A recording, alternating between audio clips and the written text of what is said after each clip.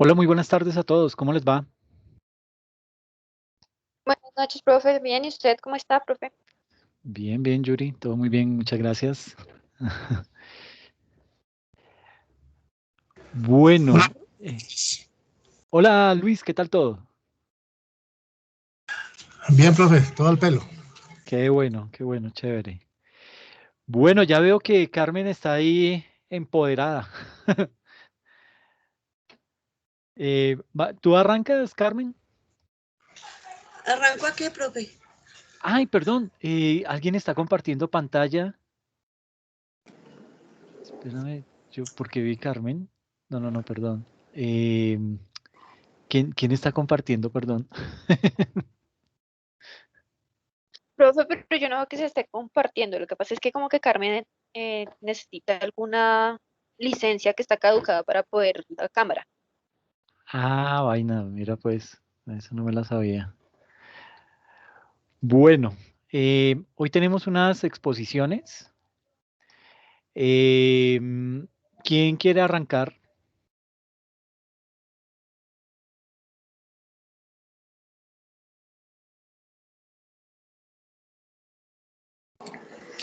¿Qué tal, profe? Pues nosotros, sino que estoy esperando que mi compañero se conecte porque ya pues tenemos listas las diapositivas sobre el Ah, tema qué chévere. de beneficios e incentivos tributarios, sino que no lo veo aquí conectado, le estoy escribiendo al que ya teníamos todo listo, no lo veo conectado aquí al team. En un Listo, segundo, listo. pero Todo si algo bien. empezamos. Listo, listo. Compañero Ángel, Señora, sí, nosotros ya estamos listos, es que estaba abriendo la presentación. Ya, pero nosotros ya estamos listos. sí, Sí, señor. listo. Lo que diga, Entonces, profe. bueno, pues si quiere, entonces arranquemos con Ángel y Diego, pues no, digamos que ahorita cuando llegue Edwin, entonces arrancamos. ¿Listo? ¿Te parece como para ir ganando tiempo? Buenas tardes. Listo, listo, Déjenme, chévere, ya estoy. gracias. ¿Me confirman cuando vean la diapositiva, por favor? Todavía Oh, no. listo, hermano. Upa, bien, qué Sí, chévere. Se ve muy chévere. Listo. Compañera Yuri, cuando su merced diga. Ok. Bueno, pues nuevamente buenas tardes, buenas noches ya. Eh, Hola, Julie. Como ya dijo mi compañero, pues Ángel y yo, Yuri Bernal, les vamos a presentar, en este caso, la evasión y ilusión del mando, de la mano de la contabilidad creativa. Pasamos a la siguiente, por favor, compañero.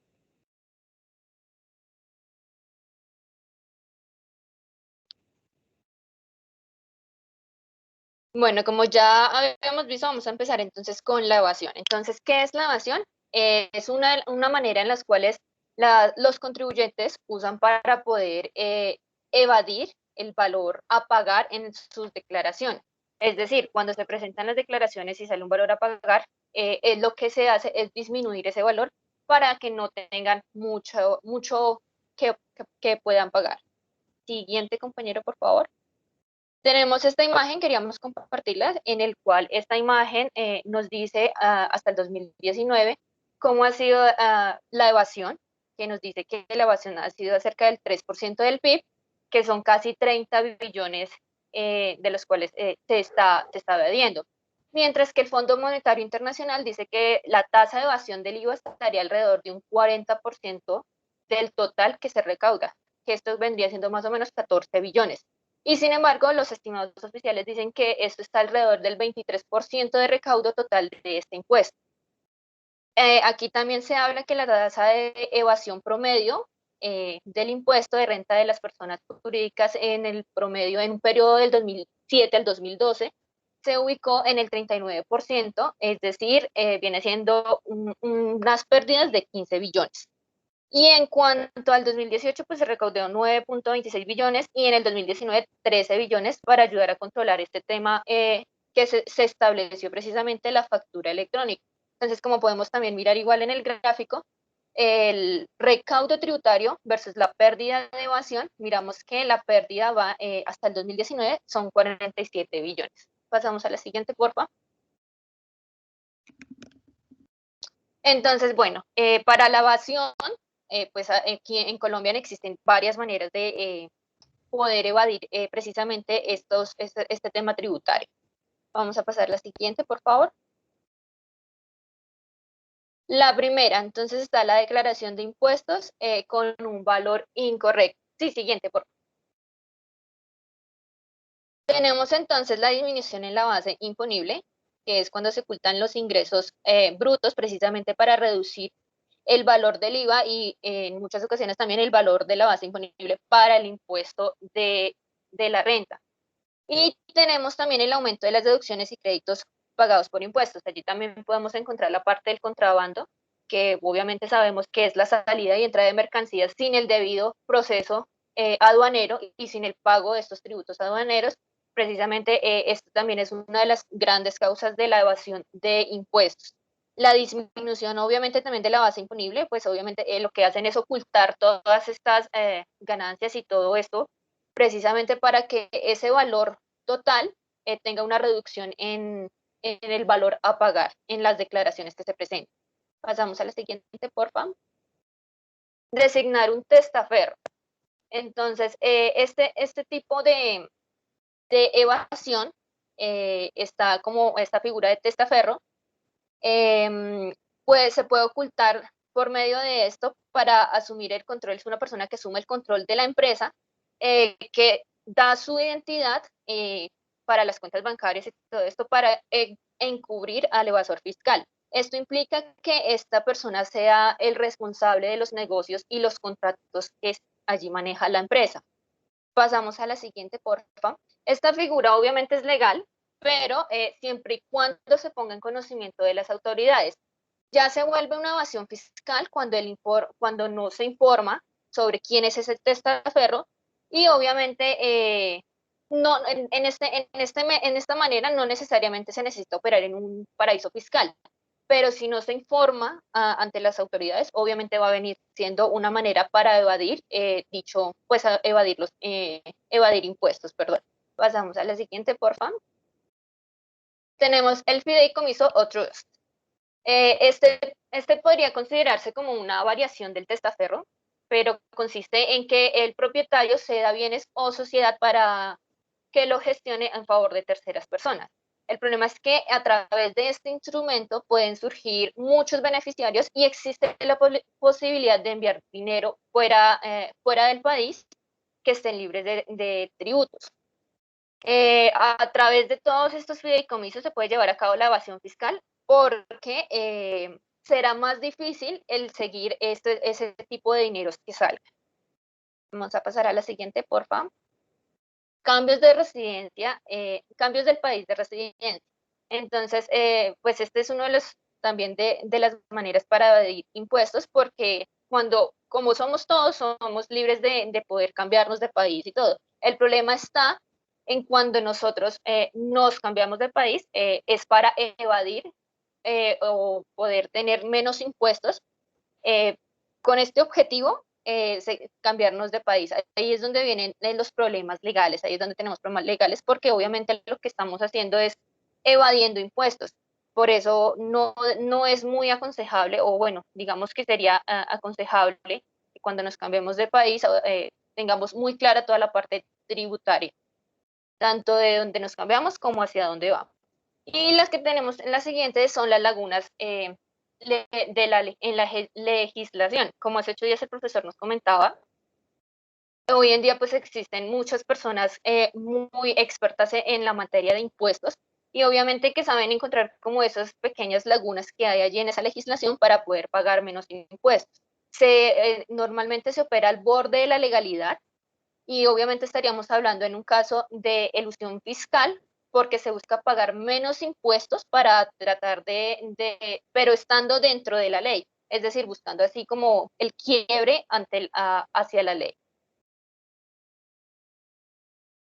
¿Cuáles son las causas de la evasión? Pues la primera está la inexistencia de la conciencia tributaria, es decir, no tenemos una conciencia tributaria no tenemos esa conciencia de que lo que estamos aportando realmente ayuda a nuestro país.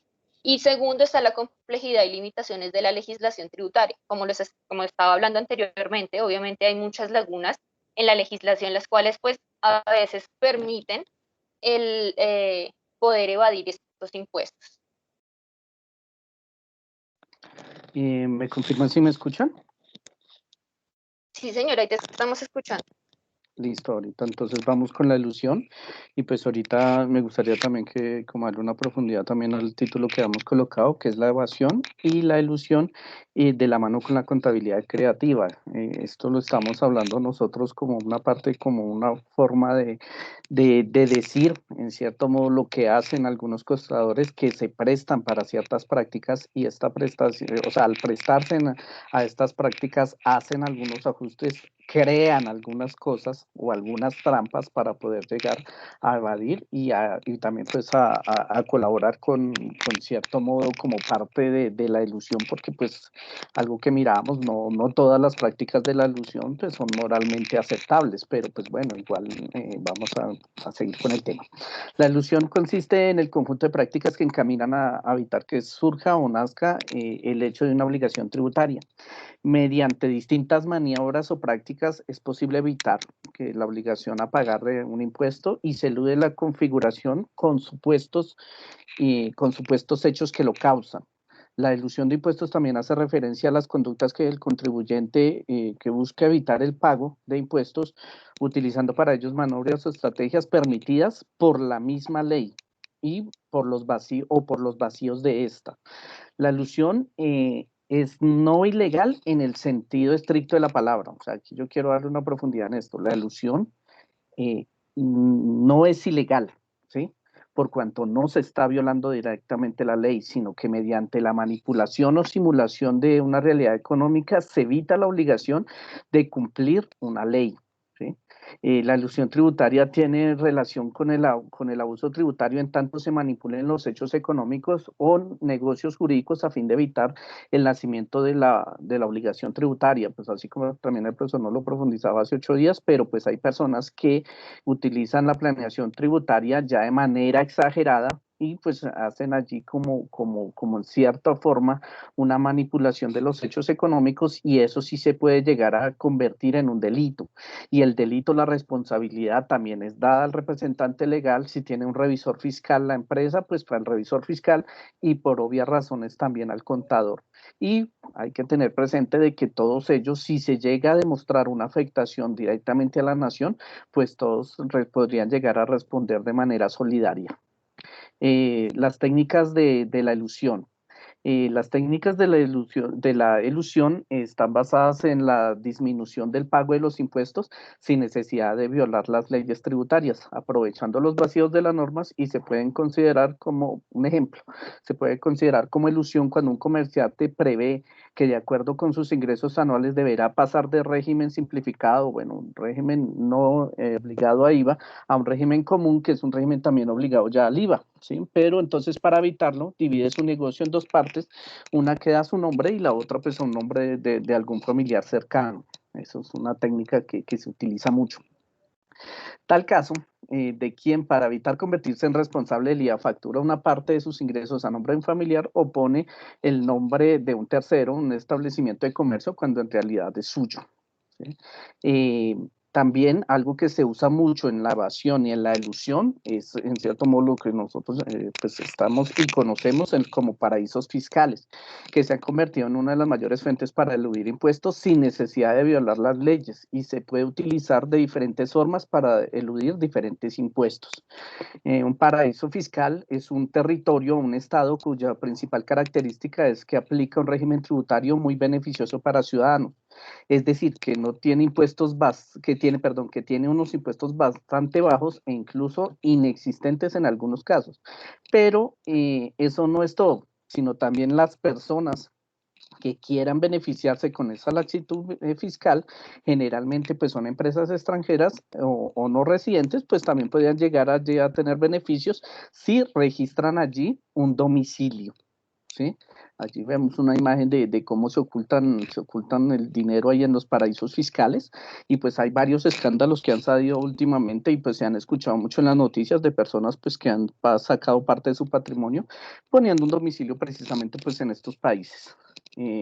Poner los bienes propios a nombre de diversas sociedades registradas en uno o más paraísos fiscales, asegurándose que estos ofrezcan garantías absolutas de confidencialidad, evitando que las autoridades fiscales del país en el que reside tengan acceso a dicha información. Este es uno de los beneficios de, pues, cierto modo, de sacar el dinero y tener un beneficio en un paraíso fiscal. Allí es donde vemos que ahí echa la ley, echa la trampa, y hay mucha gente que ahí a escondiditas está sacando el dinero, y pues si saliera, se destapara realmente esto que se tiene oculto, como esta trampa, realmente podríamos llegar a salir sorprendidos de la cantidad de personas.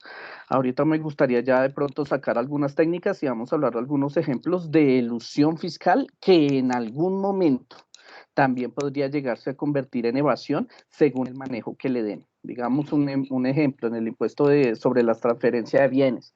En la venta de los inmuebles, barcos, aeronaves, etcétera, se están obligados a un pago de un porcentaje en el impuesto sobre el valor de bien. La elusión de este impuesto permite comprar el inmueble para revenderlo sin pagar el porcentaje que corresponde. ¿Cómo lo hace? Creando una sociedad mercantil en un paraíso fiscal, o también esta sociedad extranjera mercantil adquiere un bien mueble o inmueble y la venta de este bien se hace mediante una transacción de titularidad de esta sociedad mercantil a la persona que lo compra. En este momento, pues allí se está evadiendo, pero pues todo es porque tienen la residencia en ese país de este paraíso fiscal. También hay personas que han llegado a eludir impuestos por medio, en cuanto a las sucesiones y las donaciones y las herencias, cuyo impuesto se grava en los incrementos patrimoniales obtenidos a título lucrativo por las personas naturales. Las obtenidas por las personas jurídicas están sometidas a un impuesto de sociedades. Este impuesto del 14% impuesto puede ser evadido de la misma forma que el impuesto de transferencia. En cierto modo, el propietario del inmueble desea que a su muerte este pase a sus hijos libre de impuesto, y para ello crea una sociedad mercantil en un paraíso fiscal, la cual es 100% confidencial, y la titularidad del inmueble pasa a la sociedad, y en cierto modo se hace una cesión puramente documental. El verdadero propietario firma el documento sin fecha mediante el cual cede la totalidad de sus participaciones a dicha sociedad mercantil, y luego pues ya se hace la reclamación respectiva.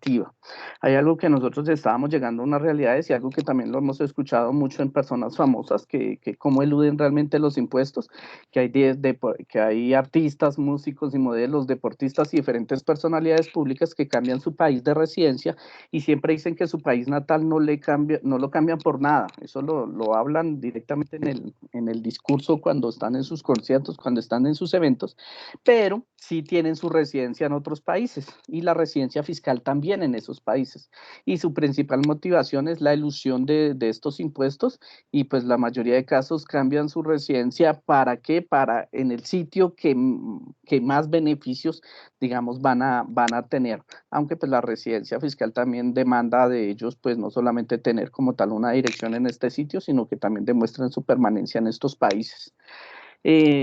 La principal diferencia entre la evasión y la elusión es que la evasión, el sujeto realiza un hecho generador del impuesto, mientras que en la elusión el contribuyente evita el nacimiento de la obligación tributaria. Vamos a hablar de algunas diferencias entre la evasión y la elusión, y sígueme, compañera.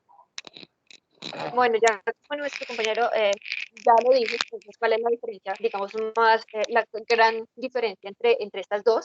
Entonces, que la evasión es el sujeto que realiza el hecho ya generador, mientras que la elusión el contribuyente evita el nacimiento de la obligación. Entonces, acá podemos mirar algunas de las diferencias que se desprenden de esta gran, de la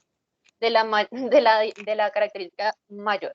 Entonces, tenemos en la evasión fiscal, que son prácticas fraudulentas, existe una disminución o prácticamente una eliminación del tributo, de lo que se paga. Son actos de corrupción. Allí vemos también la parte moral, donde faltan valores cívicos al momento de hacer las declaraciones. Cualquier alteración en documentos que se presenten en la autoridad fiscal se toma como un delito, y obviamente la evasión es ilegal, mientras que en la elusión fiscal se utilizan estrategias legales para evitar o retrasar determinados impuestos. Para evitar el pago de estos impuestos se busca una manera permitida, como lo son los vacíos legales, como anteriormente lo estábamos hablando. Buscan obviamente asesorías de expertos. Las grandes empresas suelen practicarlo, reducen sus impuestos sin violar la ley. es ético y moralmente ético, y esta parte no es ilegal. Entonces, como miramos, la parte de la evasión y parte de la ilusión, hay muchas maneras y, digamos, es técnicas que comparten. Obviamente hay que tener en cuenta que ya la evasión es cuando ya nosotros estamos declarando, cuando ya se están presentando aquellos impuestos, pero que disminuimos o prácticamente eliminamos ese tributo. Y obviamente la ilusión, ya nuestro compañero ya lo dijo, obviamente es evitar ese proceso. Ya por último tenemos las referencias de donde consultamos las fuentes de información para poder realizar esta exposición. Muchísimas gracias por su atención. No sé si tengan alguna pregunta. No, qué chévere, muchas gracias. Estuvo muy completo. Sí, los veía como corriendo. Pero no, estuvo bien interesante el tema. Estoy No sé nerviosa. si. No, los 20 minutos, profe, de acá. Ya millando el tiempo, gastamos 18. No, frescos, no hay Correcto. problema por el tiempo. Eh, digamos que viendo, bueno, no sé si alguien tiene alguna inquietud frente al tema, alguna duda al respecto. Ok, porque de pronto, digamos que en temas sobre todo de evasión, ¿sí? La ilusión casi no la miran, bueno, la ilusión digamos que es más compleja de detectar, ¿sí? Y legislar sobre ella es muchísimo más difícil, pero digamos que en temas de evasión, que es en donde se ve el grueso de lo que deja de recaudar un gobierno, y en este caso Colombia, digamos que la reforma tributaria, ¿cómo se llama la reforma en la que estamos? Que como eso le ponen unos nombres tan bonitos. La reforma, ¿qué es? Ay, se me olvidó.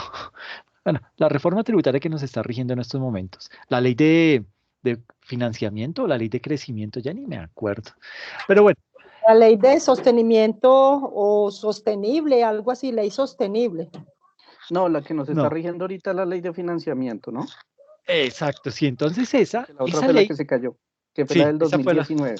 exacto, que es la que todavía está vigente.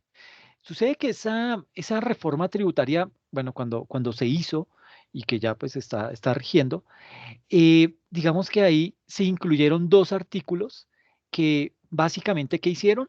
Que modificaron, bueno, modificaron no, sino reformaron el Código Penal. Digamos que esos dos artículos lo que hicieron fue que establecieron un castigo para las personas que no declaren renta o que en su defecto la declaren, pero presenten información falsa en esa declaración de ese impuesto. Y básicamente esos castigos son unos castigos punitivos que son penas básicamente privativas de la libertad que van desde 48 a 108 años de prisión. Entonces, digamos que en esa reforma tributaria, pues ya hay como un castigo evidente. Claro que no he escuchado a nadie que haya ido a parar a la cárcel por este tipo de situaciones, pero digamos que con esta nueva regulación, ¿qué pasó? Pues que Colombia básicamente entra a ese club de países como Chile, como Brasil, como Argentina, como México, en donde la evasión fiscal ya se considera un delito que debe ser prácticamente pagado con cárcel.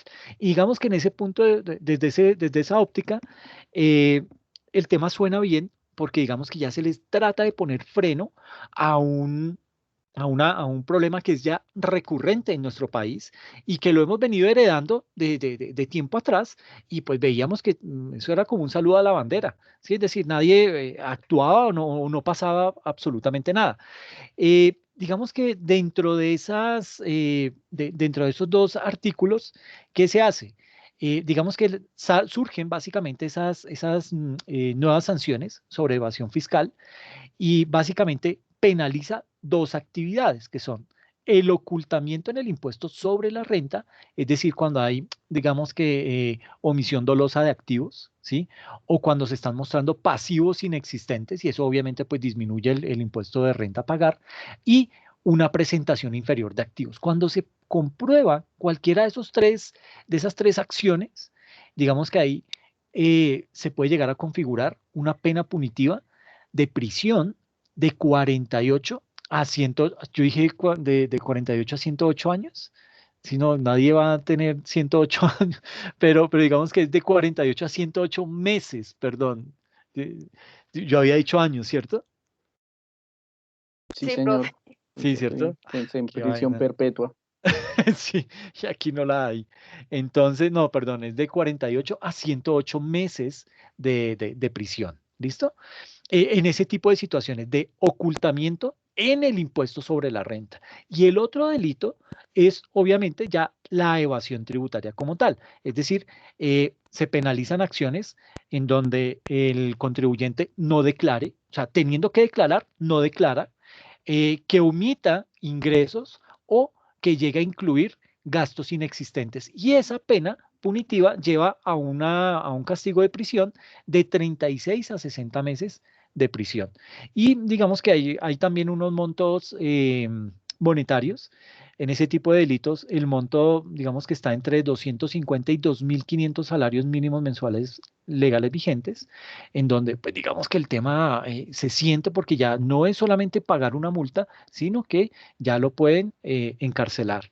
Entonces, digamos que frente a ese tema de situaciones, pues ya se está viendo acciones. Digamos que en América, bueno, sobre todo en Sudamérica, el país más, digamos, el que sufre más de temas de evasión es Argentina. En Argentina, digamos que el, el monto de evasión supera el 4,4% del PIB, pero del PIB de la región, ¿ok? O sea, estamos hablando de un PIB bastante alto y de ese, la evasión en Argentina asciende al 4,4%. Es el país en donde hay mayor evasión, ¿ok? Y allá, digamos que tienen penas. Digamos que hay cuando se configura el delito de evasión menor, la sanción es de 2 a 6 años. Cuando es una evasión agravada, ya va, la pena es de 3 a 9 años.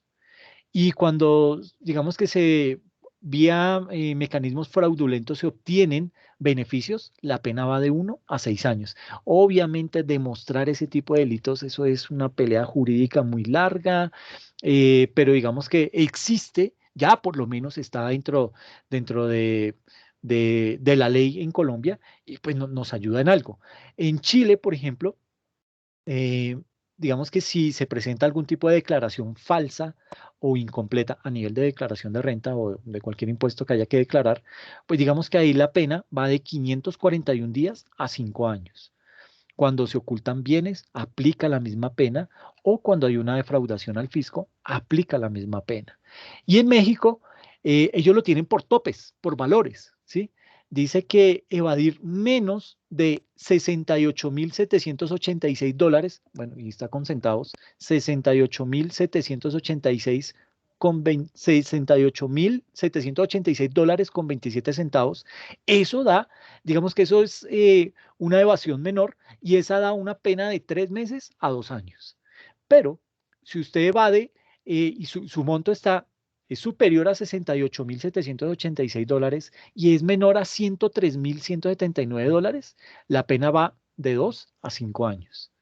Y si evade más de los 103,179 dólares, la pena ya va hasta los 9 años. Entonces, digamos que en ese orden de ideas, pues Colombia ya, con esa ley de financiamiento, ley de crecimiento, eh, entró a ese club de países en donde ya evadir impuestos es una actividad ilícita, es una actividad que se castiga. Bueno, siempre ha sido ilícita, pero digamos que no pasaba de ser un tema únicamente que pasara a tener una multa.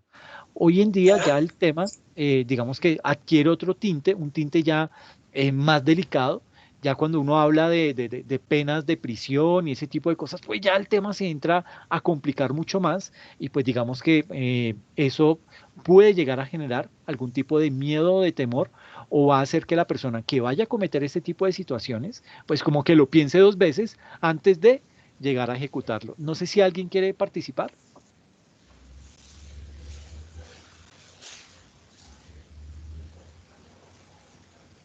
Ok, no, pensé, es que tiene Profe, alguien el micrófono profe, abierto. Dime, dime. profe, bueno, yo diría que todo esto va encadenado a que haya una normalización de todo lo presupuestal en cuanto a los impuestos, ¿no?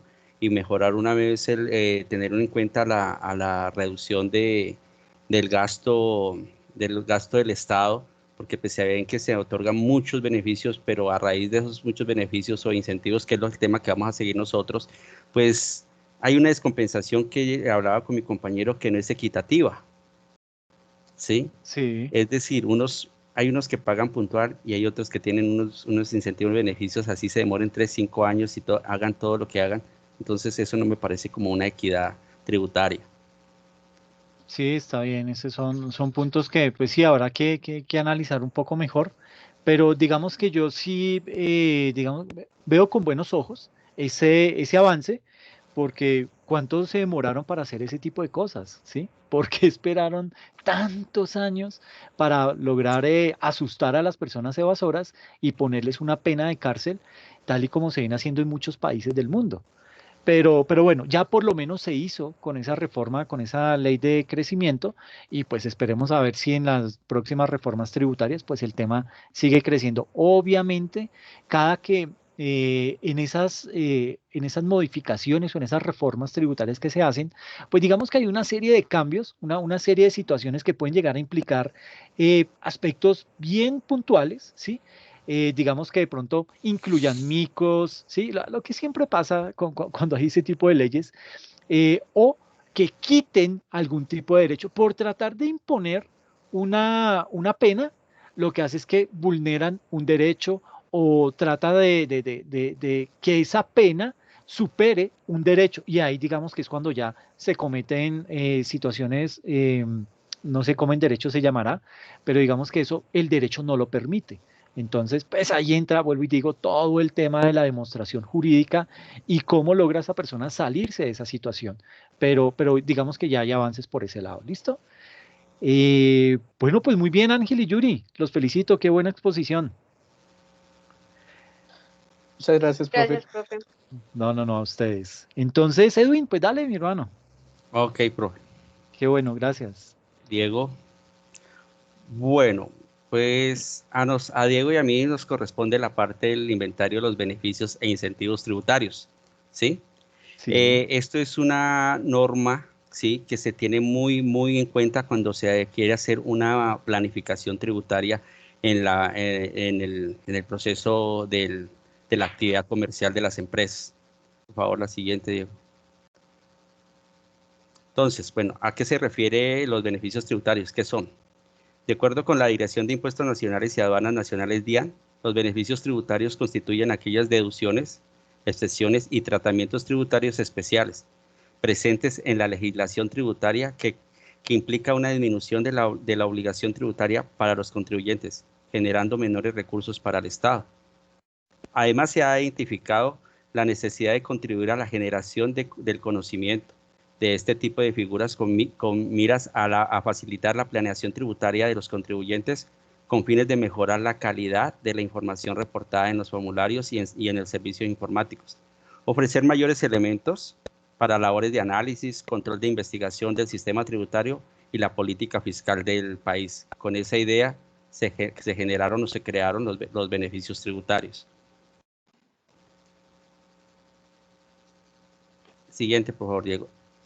Dentro de este inventario de beneficios, pues hay una cantidad, pero yo me quise ir más allá de lo explícito, pues los que más me llamaron, los que tenían con un consentido social, ¿sí?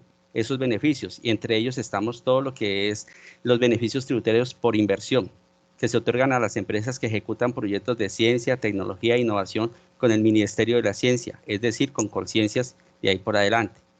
Entre ellos están la deducción y el descuento tributario por inversiones en proyectos de ciencia, tecnología e innovación.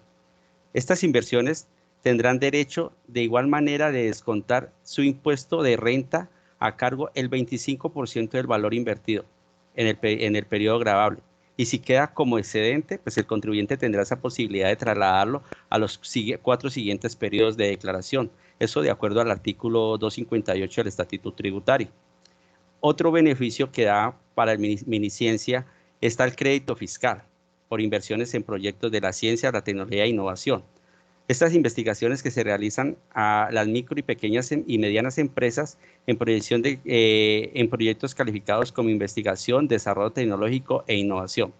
Podrán acceder a un crédito fiscal por un valor del 50% de la inversión realizada y certificada por el CNBT, aplicable para la compensación de los impuestos nacionales. Eso según el artículo 256 del Estatuto Tributario. Siguiente, Diego, por favor. Seguimos dentro de lo de las garantías y los beneficios. Los beneficios tributarios por vinculación de capital humano de alto nivel en las empresas. Esto de acuerdo a las empresas que se dedican a la investigación, ¿cierto? Entonces, la remuneración y correspondencia a la vinculación de personal con título de doctorado en las empresas. Los ingresos, otro es los ingresos constitutivos de renta y ganancia ocasional. Este beneficio tributario se otorga a las personas que desarrollan actividades de ciencia, tecnología e innovación en macro del proyecto de proyectos, descontar el valor de los honorarios recibidos por esta labor de la base gravable. Es decir, que a ese personaje que no se le tienen en cuenta estos ingresos por honorarios para su base gravable. También tenemos la excepción del IVA por importación de equipos y elementos. Este beneficio tributario se otorga a los centros de investigación y desarrollo, tecnología y renovación y reconocidos por el Ministerio de Ciencia, Tecnológicos e Innovación, así como las instituciones de educación básica primaria, la secundaria y media o superior, reconocidas por el Ministerio de Educación Nacional. Otro de los beneficios tributarios está la donación en ciencia y tecnología e innovación. Las donaciones recibidas en efectivo por el Fondo Nacional de Financiamiento para la Ciencia, Tecnología e Innovación, Fondo Francisco José de Caldas, podrá deducirse del monto del valor donado, aplicar al descuento tributario 25. Es decir, todas las empresas que quieran tener ese beneficio de descontar del impuesto final a pagar del 25% me parece algo muy bueno, y estamos haciendo dos cosas a la vez. Estamos apoyando al desarrollo social y al mejoramiento del medio ambiente. Siguiente, por favor, Diego. Otro dentro de los inventarios está sobre lo que se hablaba, la economía naranja. Entonces, vamos a hablar de qué es la economía naranja. Pues la economía naranja como política de desarrollo de Colombia está enfocada al desarrollo social, económico en el país, direccionada a la promoción del empleo dentro del sector cultural, con el fin de motivar la creatividad y el producto de innovar las actividades ancestrales. Era un sector que estaba muy relegado, muy olvidado, y esto dio a esa vinculación de que haya un reconocimiento a esas actividades como la cerámica, la manufactura, que tienen un nicho de producción y de exportación a nivel internacional, ¿sí? Entonces, esa es la visión con la que se formó la economía naranja, ¿sí? Un beneficio que tiene la economía naranja. Diego, por favor. Los beneficios de la economía naranja, pues a mí me parece que esta es una de las mejores si se quiere mirar como en el marco del emprendimiento. Mire, exentas del impuesto de renta por 7 años. Este incentivo constituye una gran iniciativa para los sectores creativos, culturales y tecnologías con el fin de fomentar su músculo financiero. Si nos vamos como innovadores, como emprendedores, yo digo que este sería uno de los mejores momentos para que una empresa que quiera empezar y se estructure tenga un músculo financiero durante sus 7 años y pueda hacer mejores inversiones. Dentro de esos beneficios también podemos tener la creación de líneas de crédito para el emprendimiento creativo, la ley de financiamiento, el sello creado en Colombia, artículo 14 de la ley 1834 del 2017, promoción por el estado de proyectos, innovadores en tecnología emergente, promoción del estado de proyectos culturales e innovadores. Siguiente, Diego. Beneficios tributarios en el impuesto sobre la renta, en el impuesto sobre la renta para la equidad del CRE y el impuesto del valor agregado, IVA. Siguiente, por favor. Entre estos, pues tenemos dos. Hay unos beneficios tributarios en el impuesto, el concepto. ¿Cómo se define este tema? Pues la legislación tributaria colombiana Contempla diversos beneficios con diferentes objetivos económicos, entre los que se encuentra el desarrollo de las regiones, la generación de empleo, la promoción de sectores económicos determinados, el desarrollo tecnológico, la protección y conservación ambiental y el fomento de la inversión nacional o extranjera, entre otros. Entre esos beneficios, los tributarios de impuestos sobre la renta están: ingresos no constitutivos de renta, deducciones a las rentas exentas. Estas afectan directamente la base gravable. Entre esos están unos subpuntos. Primera, colocación de acciones en cuotas sociales, la distribución de utilidades o reservas de enaciones o cotas de interés social, la utilidad de venta, la utilidad en la venta de casas o apartamentos de habitación, las ganancias de las generaciones gananciales, indemnizaciones, participaciones y dividendos. Entre otros descuentos tributarios que afectan directamente el monto del impuesto de renta están las inversiones por proyectos de cinematográficos, proyectos de investigación y desarrollo científico y tecnológico, y las donaciones. Eso está dentro del marco para la declaración de renta en cuanto a esos beneficios. Siguiente, por favor. Y el ejemplo, pues, que yo me iba, profe, al cual sería el mejor beneficio a tener en cuenta, vuelvo y lo reitero. Me encanta el que se tiene con la visión de las donaciones para el desarrollo de la ciencia y la tecnología. Es decir, en cuanto a este beneficio e incentivo, es la más adecuada a la hora de hacer la planificación tributaria. Las donaciones a la ciencia, tecnología e innovación, por mi parte, puedo descontar el 25% del valor a pagar del impuesto. Y si no lo necesito en el momento, pues lo puedo disponer de los próximos 4 periodos. Entonces estamos haciendo dos cosas. Estamos fomentando fomentando el desarrollo en ciencia, en tecnología, y estamos haciendo esa parte de labor social. Esa es mi parte, profesor. Allá continúa Diego. Listo, gracias. ¿Me escuchan ahí bien? Fuerte y claro. Qué bueno. Entonces, bueno, el compañero habló sobre los beneficios, voy a hablar sobre los incentivos. Pues inicialmente explicar de que no es lo mismo y pues ya voy a explicar en qué se diferencian. Bueno, el concepto de incentivos tributarios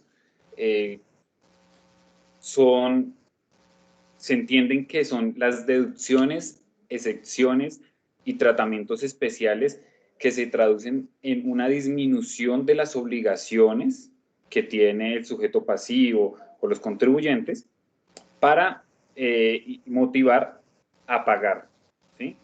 Entonces, la primera claridad que deberíamos dejar es que el incentivo tributario es una manera de recaudar, ¿sí? De recaudar de la DIAN, de la Secretaría de Hacienda, ¿sí? Es una manera de recaudar que un impuesto que ya está, que el sujeto pasivo ya adquirió, que ya tiene una obligación, y vamos a buscar la manera, ya sea por un acuerdo de pago, por descontarle un porcentaje en los intereses, en la extemporaneidad. Entonces, esa es la diferencia del incentivo tributario. El incentivo siempre va al recaudo, a diferencia de los beneficios, ¿sí? Porque los beneficios pueden ser por fechas. Entonces, pueden ser como para hacer la comparación. Entonces, los beneficios puede ser para el impuesto de industria y comercio del año pasado, entonces se amplió la fecha. Eso es un beneficio, no es un incentivo tributario. Es como para dejar claro, ¿listo? ¿Por qué se crean los incentivos? Los incentivos, pues, nacen de una necesidad del Estado al ver la evasión de impuestos, a ver el contrabando, al ver que los contribuyentes no están cumpliendo con sus impuestos, entonces crean un presupuesto y empiezan a ver que no están recaudando lo que es, ¿sí? Como las empresas comerciales, cuando tienen un crédito, tienen líneas de crédito y empiezan a generar cartera en mora de 30, 60, 90 días, empiezan a incentivar, no, págueme y le doy el 20% de descuento. Entonces, por eso nacen los incentivos, Entonces, pues la definición va como que principalmente es para aumentar el recaudo de dinero que recibe el Estado. Por eso se incentiva económicamente al contribuyente de estar al día en sus obligaciones, pagando un menor valor sobre los intereses o sanciones que ya adquirió, ¿sí? También hay que mencionar, si hemos escuchado el tema de amnistía tributaria, que esto tiene mucha relación con los beneficios y los incentivos. La amnistía es un método efectivo para obtener un recurso que alguien debe de una obligación, de un impuesto que ya adquirieron, y pues esto va, la amnistía tributaria la cobija pues la Corte Constitucional. También algo para aclarar, pues porque son varios conceptos para ahorita continuar con algunos ejemplos de incentivos, es el gasto tributario. Cuando escuchemos gasto tributario, se va a referir a ese dinero que dejó de recibir el Estado por dar beneficios o incentivos, ¿sí? Entonces, constituye aquellas deducciones, incentivos, descuentos y tratamientos tributarios especiales presentes en la legislación tributaria que implican una disminución en la obligación tributaria para los contribuyentes, generando menores recursos para el Estado. Entonces, como les decía ahorita, el Estado, por ejemplo, para hacer un ejemplo y que me entiendan, en el año dice, bueno, este año vamos a recaudar 1.000 billones en impuestos, pero se dan cuenta que no lo están recaudando, que va en primer trimestre, que las personas presentan, declaran pero no pagan, o hay evasión. Entonces empieza a haber ese tipo de necesidad, crean incentivos para recaudar y eso se llama el gasto tributario. Entonces todo lo que dejaron de recibir y lo dieron como beneficios o incentivos es el gasto tributario. Que este gasto tributario pues es grandísimo. Aquí traigo como un ejemplo para que veamos como una gráfica de cuánto puede ser y qué puede, en vez de esos beneficios, que puede estar cubriendo otro tipo de gastos del Estado. Entonces vemos aquí en la parte de arriba que dice gasto tributario, ¿sí? Estos son los costos fiscales del gasto tributario en un contexto nacional, ¿sí? Entonces vemos que el gasto tributario, esto es una gráfica de la DIAN del 2018, el gasto tributario está alrededor de unos 23.000 billones, ¿sí? Y vemos que los gastos, por ejemplo, de educación, el Tesoro, otros sectores de defensa, pues con el gasto tributario se pueden cubrir, ¿no? Entonces es como para que tengamos la idea de ese tipo de incentivos también que genera en cuanto al gasto tributario. Bueno, regresando al tema de incentivos, pues ya tenemos claro de que los incentivos es el incentivar a que la gente pague, ¿sí? Así sea menos, pero que pague y se ponga al día, porque el Estado necesita, así como las empresas, un flujo de caja, necesita dinero para moverse. Entonces, en el Estatuto Tributario, en el artículo 814 al 814.3, nos dicen, bueno, aquí pueden hacer acuerdos de pago, incluso los acuerdos de pago pueden ir hasta 5 años, hay una serie de garantías, no es nada más como ir a decir, bueno, yo les debo impuestos hace 10 años, venga, les firmo un pagaré y les empiezo a pagar por cuotas. No, este tipo de acuerdos, que es casi una excepción, porque el otro tipo de incentivos no son como tan formales. Entonces, este tipo de acuerdos de pago le dicen a las personas, bueno, debe tener unas garantías para ver cómo nos va a pagar. Incluso en este artículo del 814 nos dice que podemos hacer acuerdos de pago incluso de lo que no hemos declarado, que hemos dejado de presentar. Entonces, pues es bueno tenerlo en cuenta en el artículo, en el 814 al 814.3. Espérenme, continúo aquí. Bueno, para seguir hablando de incentivos y tener un tema de ejemplos, aquí cito uno que es del 2000, que se aplicó en el 2020 y dice, se permitió a las contribuyentes diferir el pago de sus impuestos de renta de 2019, ¿sí? Entonces, aquí, ¿qué le están diciendo? Le están diciendo, págueme el impuesto de renta del 2018, págueme el 50%, e incluso págueme el 50% del 2019, ¿sí? Entonces, ¿por qué? Para recibir y recaudar. Eso es un tipo de incentivo. El siguiente, ¿qué nos dice? Dice, quienes se atrasen en el pago de cualquier declaración presentada ante la DIAN entre el 1 de abril y el 1 de julio del 2020, podrán solicitar facilidades de pago. Entonces, págueme a cuotas, pero deme algo, recaudemos, ¿sí? Entonces, esto fue un incentivo que se generó en el 2020 y le daban una tasa corriente que pues es buena. Otro tipo de incentivo, como ejemplo,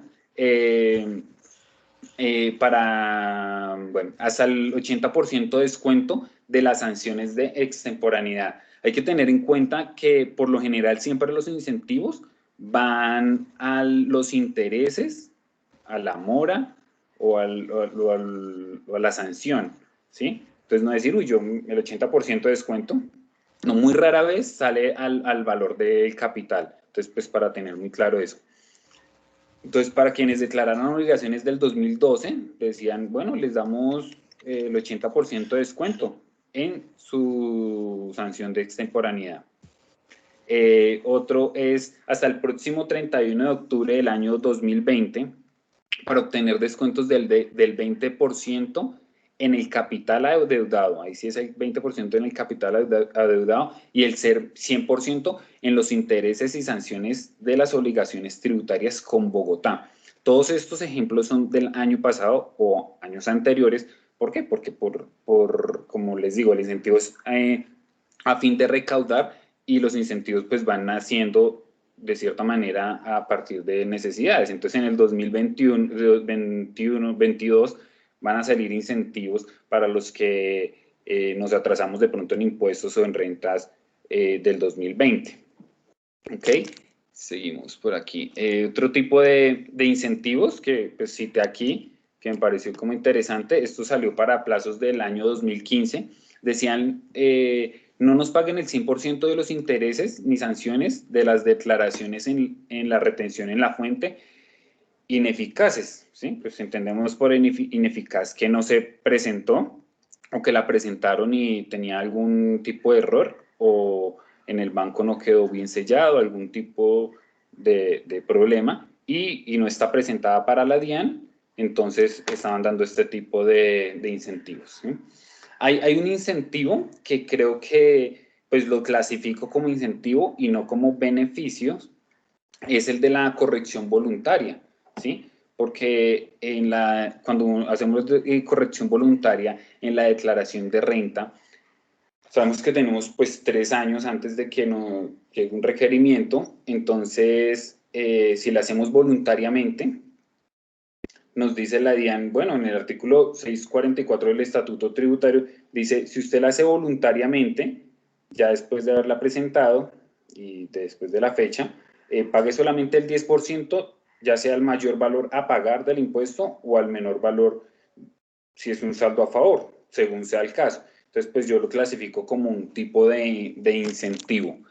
Y pues también tener en cuenta de que los incentivos, teniendo en cuenta el video que vimos en las primeras clases de los expertos internacionales en tributaria, creo que era Hugo Betancourt, que decía que para él los incentivos y beneficios no deberían existir, o sea, como un tema ya personal, y pues que también lo apoyo en ese comentario.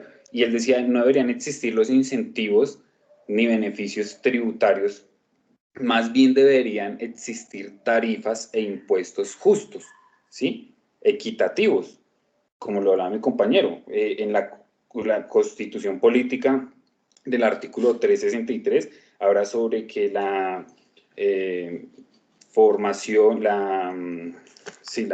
el tema tributario, la estructura tributaria, pues debe ser eficaz, equitativa y pues de cierta manera no se cumple. Entonces, como para dejar claro, compañeros, profe, el tema de la diferencia entre beneficios e incentivos. ¿Dónde los podemos encontrar? ¿sí? En la página de la DIAN y en la Secretaría de Hacienda. Los incentivos pues van saliendo a medida pues de necesidades que se vayan viendo el Estado, los va generando, ¿sí? Hay una lista de incentivos que se descarga en la DIAN que viene en Excel. Ahí están viendo la hoja en Excel. No, pues yo estoy viendo la diapositiva. Ah, entonces esperen un segundito, la comparto. Dejar de compartir. Ahí ya ven la hoja en Excel. Sí, señora, ya ya. lo estamos viendo. Ya. Ah, bueno. Bueno, aquí hay como 250 líneas de inventarios de beneficios e incentivos que se dejan descargar por la DIAN. Al igual, pues todo, pues en nuestra profesión, pues toca hacer temas de actualizaciones, estar pendiente de qué ley deroga otra. Entonces, aquí hay yo se las voy a compartir ahorita por el grupo para que las tengan en cuenta. Dice a qué impuesto aplica, qué tipo de beneficios, si es un tipo por fecha, por tarifa, por económico. Entonces, este tipo de tabla es la única que pues, se puede conseguir y pues la gran mayoría son de beneficios y casi no incentivos.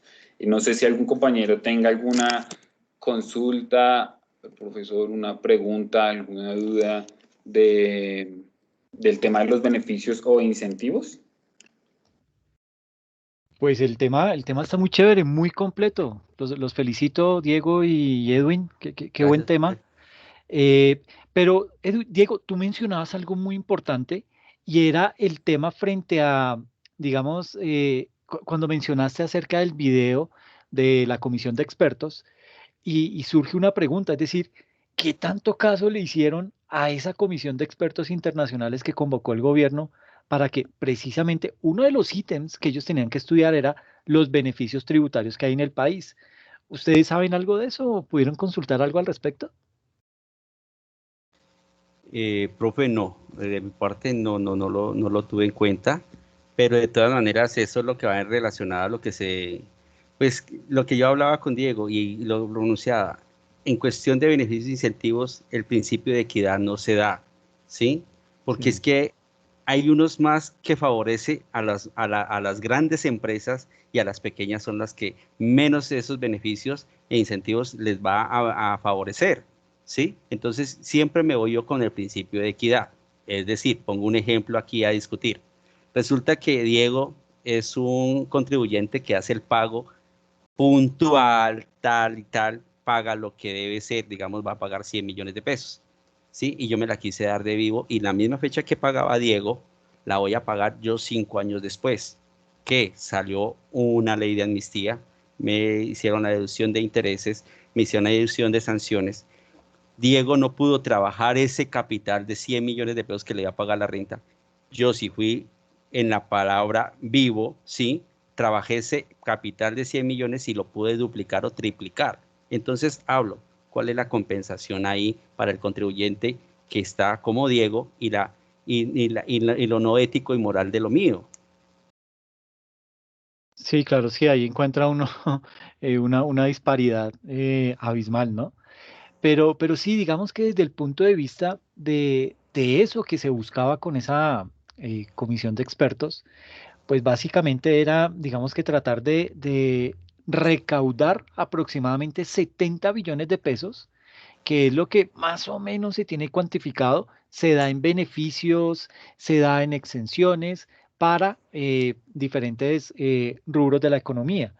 Eh, digamos que digamos que esos beneficios o esas exenciones o esas deducciones eh, tienen algo en común y es que es platica que está dejando de entrar a las arcas del Estado, ¿sí? Es decir, es platica que nos hace falta para mejorar temas de educación, plática que nos falta para mejorar vías, plática que nos falta para de pronto incentivar en sectores como el sector agropecuario, etcétera, etcétera. Entonces, digamos que desde ese punto de vista, eh, se ha logrado estimar que, digamos que esa comisión de expertos quería reducir muchísimo es decir, quitar una gran cantidad de beneficios de exenciones y todo esto, con el ánimo de poder recaudar más dinero, casi del orden de los 70 billones de pesos, pero prácticamente con la reforma tributaria que se cayó, apenas se esperaba recoger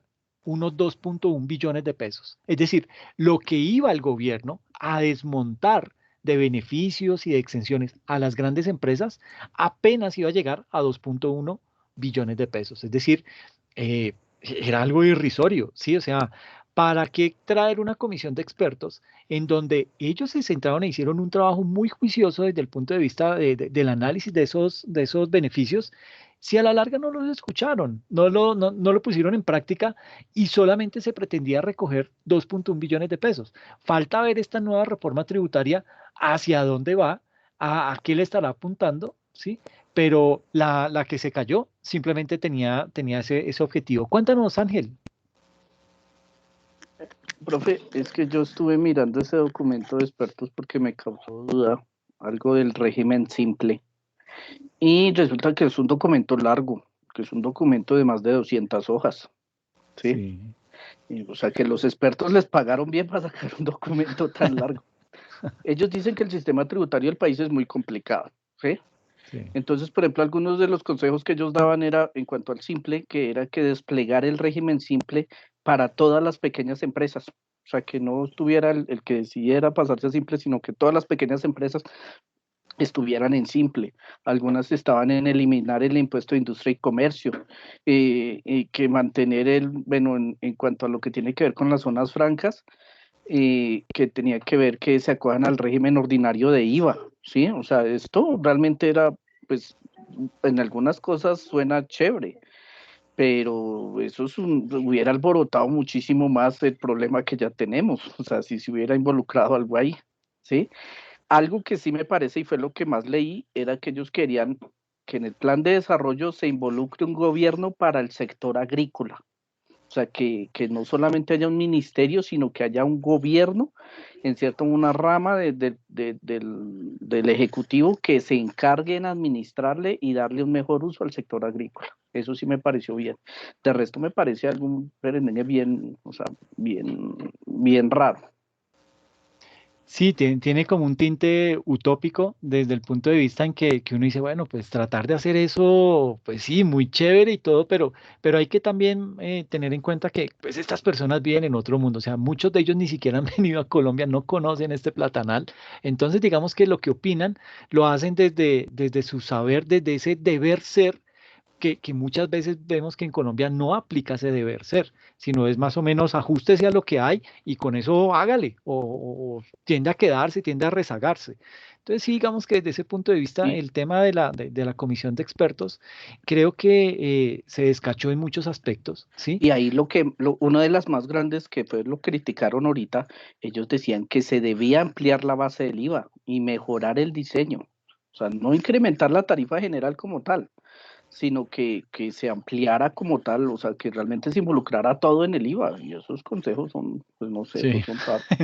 Sí, vuelvo y digo, ellos lo ven con una óptica de un país desarrollado y no con la óptica de un país subdesarrollado, como somos nosotros, porque así nos duela, pues no somos economía emergente, estamos lejos de eso, economía emergente China, ¿sí? Nosotros todavía no estamos en eso, alguno dirá, no, país en vía de desarrollo, bueno, sí, suena más chévere que subdesarrollado, pero en la práctica venimos estando como dentro de ese paquete. Eh, no sé, Diego, cuando tú hablabas acerca de ese inventario que descargaste en Excel de la DIAN, yo recuerdo que por allá en el 2011 existían 205 beneficios y exenciones que comparado con lo que había 10 años atrás, que eran apenas como 120 beneficios, digamos que el aumento fue casi del 60% en una década. Eh, ese tipo de datos, a hoy en el Excel, ¿cuántos tienes ahí reflejados? ¿Como 250? Hoy hay 223. Ah, ok. No sé si es No, 223 y pues bueno, inicialmente al hacer la investigación sí se genera como confusión entre beneficio e incentivo, ¿no? Por eso quería dejar como claridad eso, porque incluso en el estatuto tributario o cuando uno busca, empiezan a hablar de beneficio y después ponen la palabra como de sinónimo para no volverla a nombrar como incentivo, pero hay pues que tener como claro eso. Si aquí, espero estos creo que hay 229, sí. sí, Voy. exacto. Sí, siempre, pues bueno, digamos que en una década aumentó casi un 60%, ¿sí? Pero de ahí a, digamos que de ese 2011 a hoy, que pues, digamos que también es otra década, pues digamos que únicamente ha aumentado en casi en 28 nuevos beneficios o incentivos tributarios, que pues a la larga uno dice, bueno, no fue tanto, ¿no? Pudo ser peor. Pero sí, digamos que el objetivo y ahorita lo que se busca con esa reforma tributaria es tratar de desmontar muchos de esos beneficios con el ánimo de, pues que obviamente el gobierno pueda tener más disponible y pueda llegar a invertirlo. Profe, No usted sé, dice, no sí, puede, no dime. son muchos, pero representan mucho en Uy, un billones. resto, sí, señor. Representan un gasto que es exageradamente loco y a costa del bien común del Estado, del pueblo colombiano. Sí, sí, eso sí, sí, sí es cierto.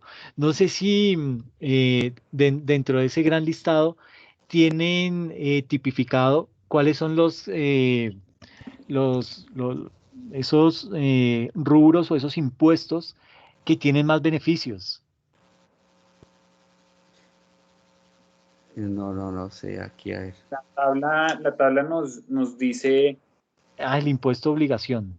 sí, nos Ah, dice qué tipo perfecto. de beneficio hay, en qué artículo podemos encontrarlo y, bueno, dice aquí que el tema, ¿En qué y aquí, formulario, el concepto y qué artículo está y para aquí, no ir a irnos a pasar sobre el marco jurídico, ¿no? Y y más también, adelante por escoger rápido tal cosa, vayamos a meternos en un problema tributario más adelante y salga más costoso. y también a quién va dirigido, ¿no? Porque eso es También a otro quién va dirigido. importante. Oh, está chévere ese Excel. Uy, viejo, lo compartes, porfa. Rótelo. Pero sí, está bastante completo y es bien interesante. Entonces sí, ahí vale la pena que cada uno, pues digamos, cuando tenga este Excel, poder cuantificar más o menos cuántos beneficios hay por tema de IVA, cuántos beneficios hay por tema de impuestos sobre la renta, etcétera, etcétera, para poder determinar y digamos que sería bien Sí, importante. sí se desglosan ahí, profe. Los desglosan, Sí. se tipifican y se desglosan de una manera que van y dice, este se puede aplicar al impuesto agregado, este se impuesta a la renta y este al renta cree. Entonces te va diciendo ahí también. Y también hay otro que muestra también la parte que son con los impuestos municipales. Sí, también hay otra Sí. parte a quienes van dirigidos también para la contribución. No, qué chévere, muy buena investigación, les agradezco muchísimo. No sé si alguien tiene por ahí una preguntita o algo para Edwin y para Diego. No, mentiras. Ay, Mentiras. no, pero estuvo chévere la Ah, bueno, espero presentación. que haya Han sido de su agrado y comprensión. han estado muy buenas, la de Ángel y Yuri y la de ustedes Excelente dos, también. muy buenas, muy buenas. Los felicito mucho en realidad. Eh, no me descaché escogiéndolos para que hicieran la presentación. Listo, pues nada, les agradezco muchísimo. Tenemos otro grupo por acá pendiente. Ana y Hernán Darío. Hola, profe, sí, aquí estamos. Qué Hola, bien, qué profe, buenas bueno. noches. ¿Cómo les va? ¿Bien, bien? Sí, profe, bien, ¿y usted? Bien, todo muy bien. Esperando con ansias estas exposiciones. Ah, bueno, profe. Qué chévere. Bueno, Bueno, ustedes dirán espérenme, yo cuándo quieren comparto por arrancar. aquí. Le comparto la pantalla, profe. Listo.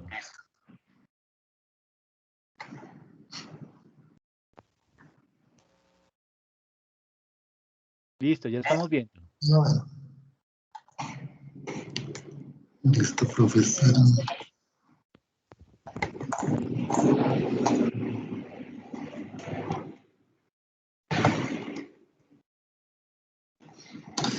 Bueno, buenas noches. El tema que nos tocó Ana Milena y a mí en este otro equipo son las generalidades sobre el impuesto de renta y complementarios. Bueno, el impuesto de renta, ahí ya cambió la diapositiva, es que he tenido problemas con el computador, qué pena. No, sí, lo estamos viendo perfecto. Muchas gracias. El impuesto de renta y complementarios es un impuesto o un tributo directo, ya que recae directamente sobre el contribuyente, de acuerdo a su capacidad contributiva. Este impuesto también es de carácter nacional y grava los ingresos ordinarios y extraordinarios que el contribuyente realizó durante el año o periodo gravable y que producen un incremento neto en el patrimonio. El impuesto sobre la renta y el complementario de ganancias ocasionales es considerado como un solo tributo que se debe declarar. Antes de ahondar un poco más sobre las generalidades del impuesto de renta y complementarios, es bueno tener en cuenta dos conceptos que son los ingresos y las ganancias ocasionales. Se considera un ingreso todo aquel pago, bien sea en dinero o en especie, y que equivale pues como realmente al pago exigido por una obligación. Y las ganancias ocasionales son todos aquellos ingresos que se generan en actividades esporádicas o extraordinarias y que no hacen parte de la cotidianidad regular del contribuyente, sino que son motivos del azar o de la liberalidad de la persona.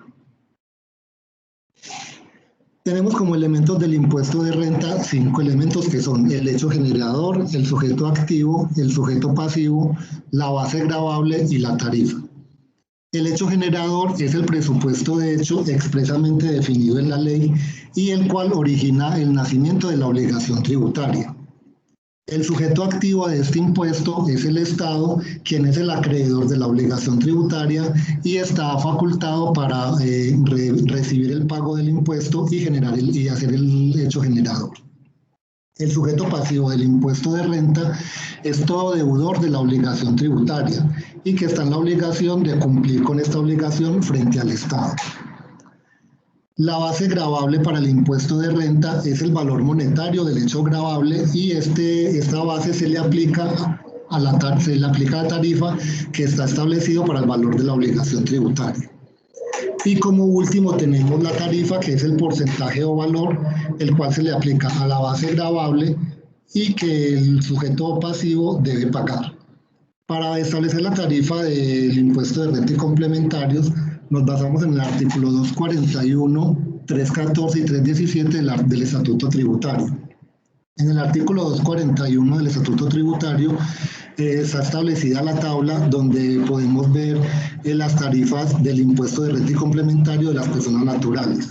Y el artículo 317 del Estatuto Tributario nos define que la tarifa o ganancias ocasionales que sean provenientes de la lotería, de rifas, apuestas, sería del 20%. Como sujetos obligados a declarar, entonces tenemos las personas naturales y sucesiones ilíquidas que sean contribuyentes sobre el impuesto de renta y complementarios. También tenemos las personas naturales, bien sean nacionales o extranjeras, que no tengan residencia en el país, pero que tengan una riqueza poseída directa o indirectamente en establecimientos del país, salvo algunas excepciones legales y que son provisas en tratados internacionales con el país de residencia de la persona extranjera. También tenemos las sucesiones ilíquidas de causantes que no tengan residencia en el país al momento de su muerte, pero que tengan una riqueza respecto y que haya sido poseída dentro del país. También tenemos las personas jurídicas y sociedades de hecho, que sean contribuyentes del impuesto sobre la renta y complementarios. Sociedades y entidades extranjeras respecto a su residencia, a su riqueza que sea poseída directamente en el país, teniendo excepciones también, como le decíamos ahora, con las personas naturales, de acuerdo a los tratados internacionales. Y las sociedades y entidades extranjeras, respecto a su riqueza, que sea poseída indirectamente, bien sea a través de sucursales o establecimientos permanentes en el país, también con excepciones legales de acuerdo a los tratados internacionales que se tengan con el país. Algunos conceptos para tener en cuenta. Persona natural. Son todas las personas físicas o naturales pertenecientes a la especie humana y que por el simple hecho de nacer adquieren los derechos propios de la personalidad. Asignación modal. Es el conjunto de bienes y derechos que deja una persona al fallecer. Sucesión ilíquida. Es el conjunto de bienes y derechos y obligaciones que deja una persona natural al fallecer. Y donación modal es el acto mediante el cual una persona en vida transfiere gratuita e irrevocablemente un bien a otra persona que lo acepta para ser destinado con fines especiales. ¿Cómo se identifican los declarantes? El documento de identificación será el número de identificación tributaria NIT, el cual es asignado por la Dirección de Impuestos y Aduanas Nacionales, que contiene el Registro Único Tributario RUT. Todos los contribuyentes, los responsables del impuesto a las ventas, los agentes de retención deben inscribirse en el Registro Único Tributario para poder obtener el NIT. ¿Qué es el RUT o Registro Único Tributario? Este registro es administrado por la Dirección de Impuestos y Aduanas Nacionales. Es un mecanismo único para identificar, ubicar y clasificar a las personas y entidades, las cuales deben contener las siguientes características. Calidad de contribuyentes declarantes del impuesto sobre la renta, no contribuyentes declarantes de ingresos y patrimonio, ser responsables del régimen común, pertenecientes al régimen simplificado, agentes retenedores, importadores y exportadores, demás usuarios aduaneros y demás sujetos obligados y que requieran de la inscripción. ¿Qué debe contener la declaración de renta complementaria según el artículo 596 del Estatuto Tributario? Primero, el formulario de diligenciado. Segundo, la discriminación de los factores necesarios para determinar las bases gravables del impuesto sobre la renta tributaria. Tercero, la información necesaria para la identificación del contribuyente, así como la actividad económica. Cuarto, la liquidación privada del impuesto sobre la renta y complementario, incluidos el anticipo y las sanciones cuando así sea el caso. Y por último, la firma de quien cumpla con el deber formal de declarar o la identificación en el caso de las personas naturales a través de los medios que el Gobierno Nacional establezca. Bueno, la presentación de la declaración de renta. La presentación puede ser de dos modalidades, presentación física o presentación virtual. La presentación virtual del impuesto de renta se hace a través de los bancos o entidades autorizadas y que estén ubicadas en el territorio nacional. Y la declaración virtual se hace a través de servicios informáticos electrónicos y la hacen aquellos contribuyentes que hayan sido declarados por la DIAN para que la puedan presentar de forma virtual. Y ya el pago como tal del impuesto o las sanciones e intereses que sean motivo pues, de pago respecto a la declaración de renta se deben realizar en los bancos o entidades que hayan sido autorizadas para este efecto de recibir pues, como tal el pago. La presentación ante las entidades financieras que recaudan los impuestos se efectúa de acuerdo a las siguientes instrucciones. Se debe diligenciar primero como tal el formulario previsto para la declaración. Después de diligenciado el formulario, se hace la presentación pues, de la declaración en original y una copia. El certificado del RUT, la información garantizar de que la información que se contenía en las casillas sea igual pues, tanto en la copia original, en la original como en la copia. Se debe verificar antes de la presentación que todas las casillas estén diligenciadas con algún valor. En el caso de que no exista valor para alguna casilla, ese se debe diligenciar en ceros. No se debe acompañar en la declaración algún anexo o documento adicional pues, en el momento de la presentación. Cuando el pago total o no requiera ningún pago de esta declaración, también el valor que se debe incluir ahí sería el valor en ceros, porque no se puede dejar pues en la presentación o en la casilla en blanco. Se debe verificar también que la declaración haya sido firmada por quienes tengan esa obligación formal y que los valores diligenciados se aproximen siempre al múltiplo de 1000 más cercano al valor que nos haya dado. La presentación y el pago de los impuestos se puede hacer de manera simultánea según el calendario que haya establecido el Gobierno Nacional. Las entidades financieras siempre están obligadas a recibir la declaración, bien sea con o sin pago del impuesto, porque hay declaraciones, como decíamos anteriormente, que no van a tener un pago total garantizado. Y el plazo que se tiene para estas declaraciones se vence de acuerdo al calendario que tenga previsto el Gobierno Nacional y se debe cancelar siempre en una sola cuota. En cuanto a los errores más frecuentes que se pueden presentar en las declaraciones de renta, son que no tengan los factores necesarios para identificar las bases gravables. También se presentan muchos errores cuando no se presentan firmados estas declaraciones por las personas que realmente la deben firmar, o en el caso del contador o revisor fiscal cuando se cumple con esta obligación. Y los errores en la omisión en la identificación del declarante. Algunas de las sanciones relacionadas con las declaraciones tributarias son la sanción mínima.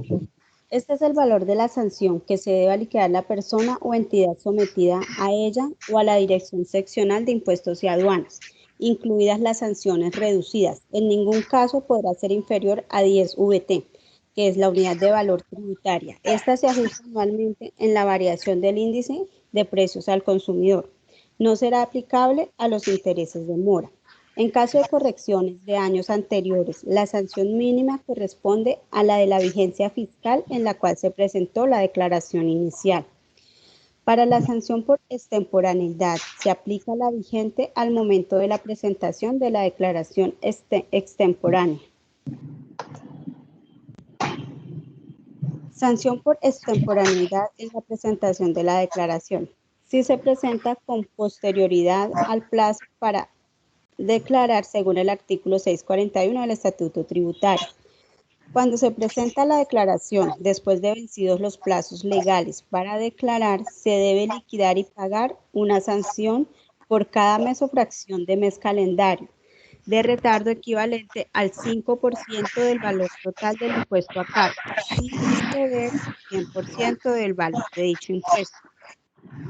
Cuando la declaración tributaria no resulta impuesto a cargo, la sanción por cada mes o fracción de mes calendario de retardo será equivalente al 0.5% de los ingresos brutos percibidos sin exceder la cifra menor resultante de aplicar el 5% a dichos ingresos.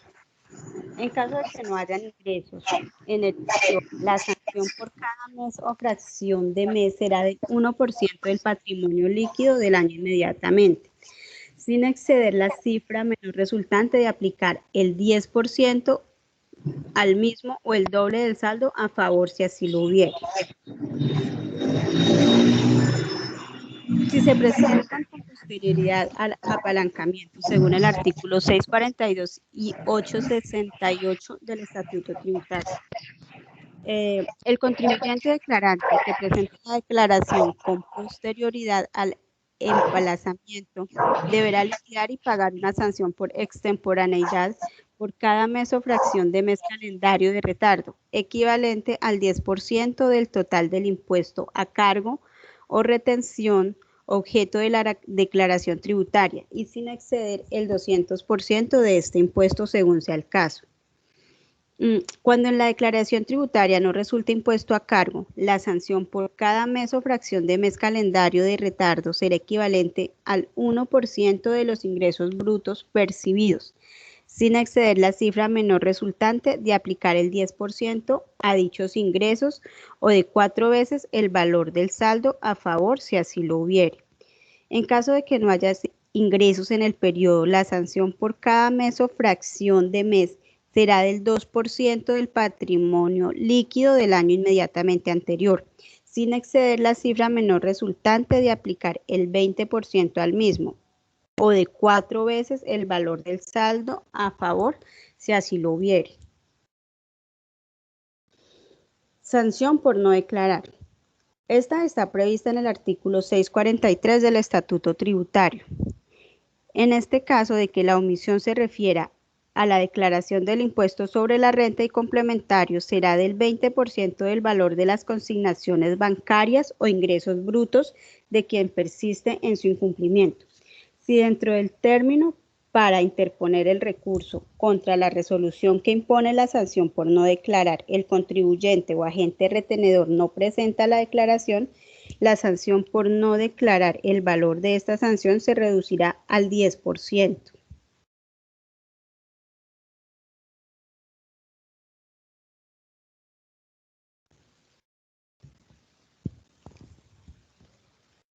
Sigue, Hernán.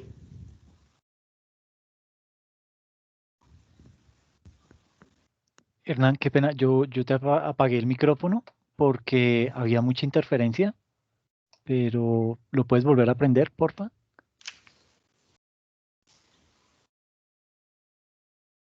Con razón, y yo aquí hablando. Ay, hermano, perdón, perdón. Era que había mucha interferencia y yo dije, no escuchábamos bien, Ana, entonces te apagué, qué pena. Bueno, pero no me he dado cuenta. Bueno, otra de las sanciones es la sanción por corrección a la declaración, bien sea porque se aumente el saldo a pagar o se disminuya el saldo a favor. Cuando la corrección se realice antes de que se produzca el emplazamiento, la sanción sería del 10% del mayor valor a pagar o del menor saldo a favor, según sea el caso. Si esta se realiza después de ser notificado el emplazamiento, el porcentaje de la sanción sería del 20% de este mismo valor, bien sea el mayor valor a pagar o del menor saldo a favor. Y cuando la declaración ya se haya presentado en forma extemporánea, el monto obtenido en cualquiera de los casos previstos, si es mayor valor a pagar o menor saldo a favor, se aumentará en una suma igual al 5% del mayor valor, sin que la sanción total exceda el 100% del mayor valor a pagar o del menor saldo a favor. Y otras de las dos, pues son varias, pero cogemos como las más relevantes o las más comunes y más conocidas, sería la sanción por corrección aritmética y la sanción por inexactitud. La sanción por corrección aritmética se da cuando resulta un mayor valor a pagar por concepto de impuestos, anticipos o retenciones a cargo del declarante, o se da un menor saldo a favor para compensar o devolver. En este caso se aplicaría una sanción equivalente al 30% de estos valores. Y la sanción por inexactitud constituye la omisión de ingresos, bienes o actuaciones susceptibles de gravamen, así como la inclusión de costos, deducciones, descuentos, exenciones, pasivos, retenciones o anticipos inexistentes. El hecho de solicitar una compensación o devolución por inexactitud sobre sumas a favor que hubieran sido objetos de compensación o devolución anterior. En este caso, la sanción sería equivalente al 160% de la diferencia entre el saldo a pagar y o el saldo a favor.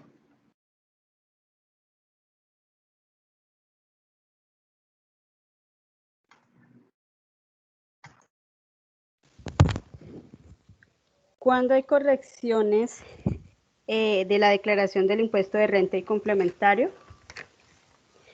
los contribuyentes y demás declarantes podrán corregir sus declaraciones tributarias cuando hayan omitido algunos aspectos importantes o hayan cometido errores en el diligenciamiento del formulario. Según sean las causas, las correcciones se pueden realizar a través de corrección en bancos o corrección ante la dirección seccional.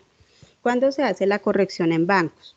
Este procedimiento de corrección procede cuando la declaración inicial se da por no presentada, cuando se incrementa el saldo a pagar o se disminuye el saldo a favor y cuando la corrección se refiere a los valores declarados, pero no se modifica el valor a pagar o el saldo a favor. ¿Cuándo se debe hacer la corrección ante la dirección seccional? Los hechos que deben corregirse ante la dirección seccional de la jurisdicción del declarante son cuando la declaración de corrección disminuye el valor a pagar o aumenta el saldo a favor, o cuando aumentando el valor a pagar la corrección se origina en diferencias de criterio entre el declarante y la dirección seccional y en consecuencia no hay lugar a liquidar sanción.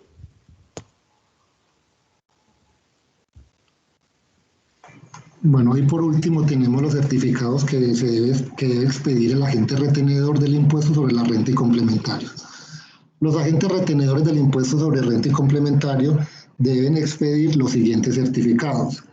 Tenemos el certificado de ingresos y retenciones por conceptos de pagos originados en la relación laboral. Certificados de retenciones por conceptos distintos a pagos que se hayan originado en esta relación laboral. También debe expedir el certificado del valor patrimonial de los aportes y acciones y también de las participaciones y dividendos, ya bien sean grabados o no grabados. También debe expedir un certificado sobre la parte no grabada de los rendimientos financieros pagados a los ahorradores. En el caso que sea un autorretenedor, el certificado deberá contener la constancia expresa sobre la fecha de la declaración y el pago de la retención respectiva. En todos los casos, la consignación de la información en los formularios respectivos, así como la liquidación de impuestos y la determinación de las sanciones e intereses a que haya lugar, corresponden exclusivamente al contribuyente. Aquí tenemos las referencias de las cuales hicimos como la consulta de toda esta información, y eso sería como toda la exposición. Ok, listo, muchas gracias. No sé si de pronto alguien tiene alguna pregunta respecto al tema. Es un poquito complejo, ¿no? El impuesto sobre la renta es, digamos, como el más grueso. Es de esos impuestos que tiene tantas arandelas, es como tan particular cada aspecto que como que lo hace muy complejo. Pero bueno, sí, digamos que aquí vale la pena mencionar. Yo les había dicho en la anterior presentación, en la de los beneficios tributarios, que más o menos los beneficios alcanzaban un costo de unos 75 billones. La verdad es que alcanzan 92.4 billones de pesos, ¿sí? Y de esos 92.4 billones de pesos, 75 billones se encuentran relacionados con el IVA y 17 billones con el impuesto de renta, ¿ok?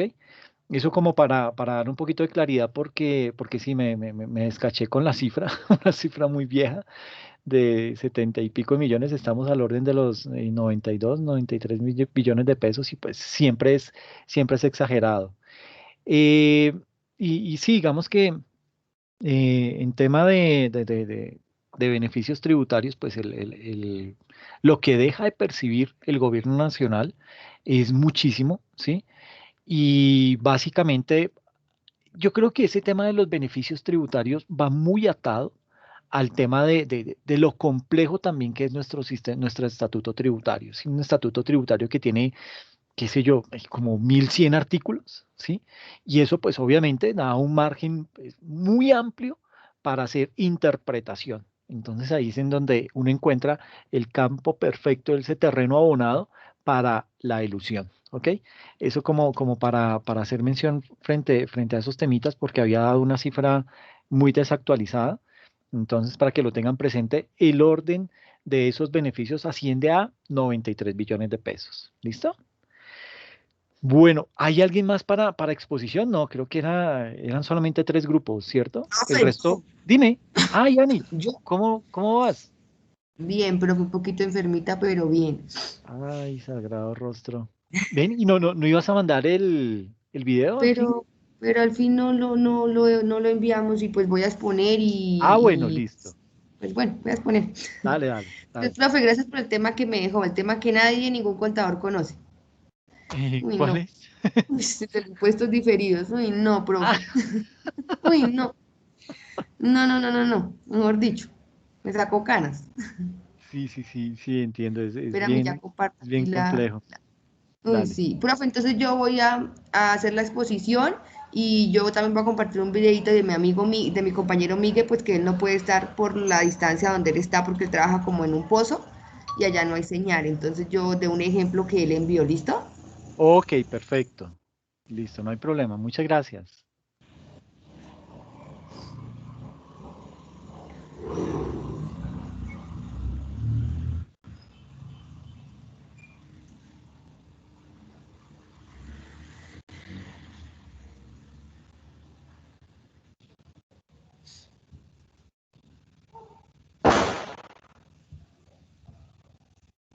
Profe, me avisas cuando esté mirando la presentación.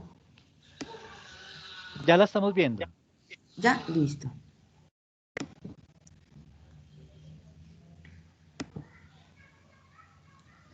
Ahí.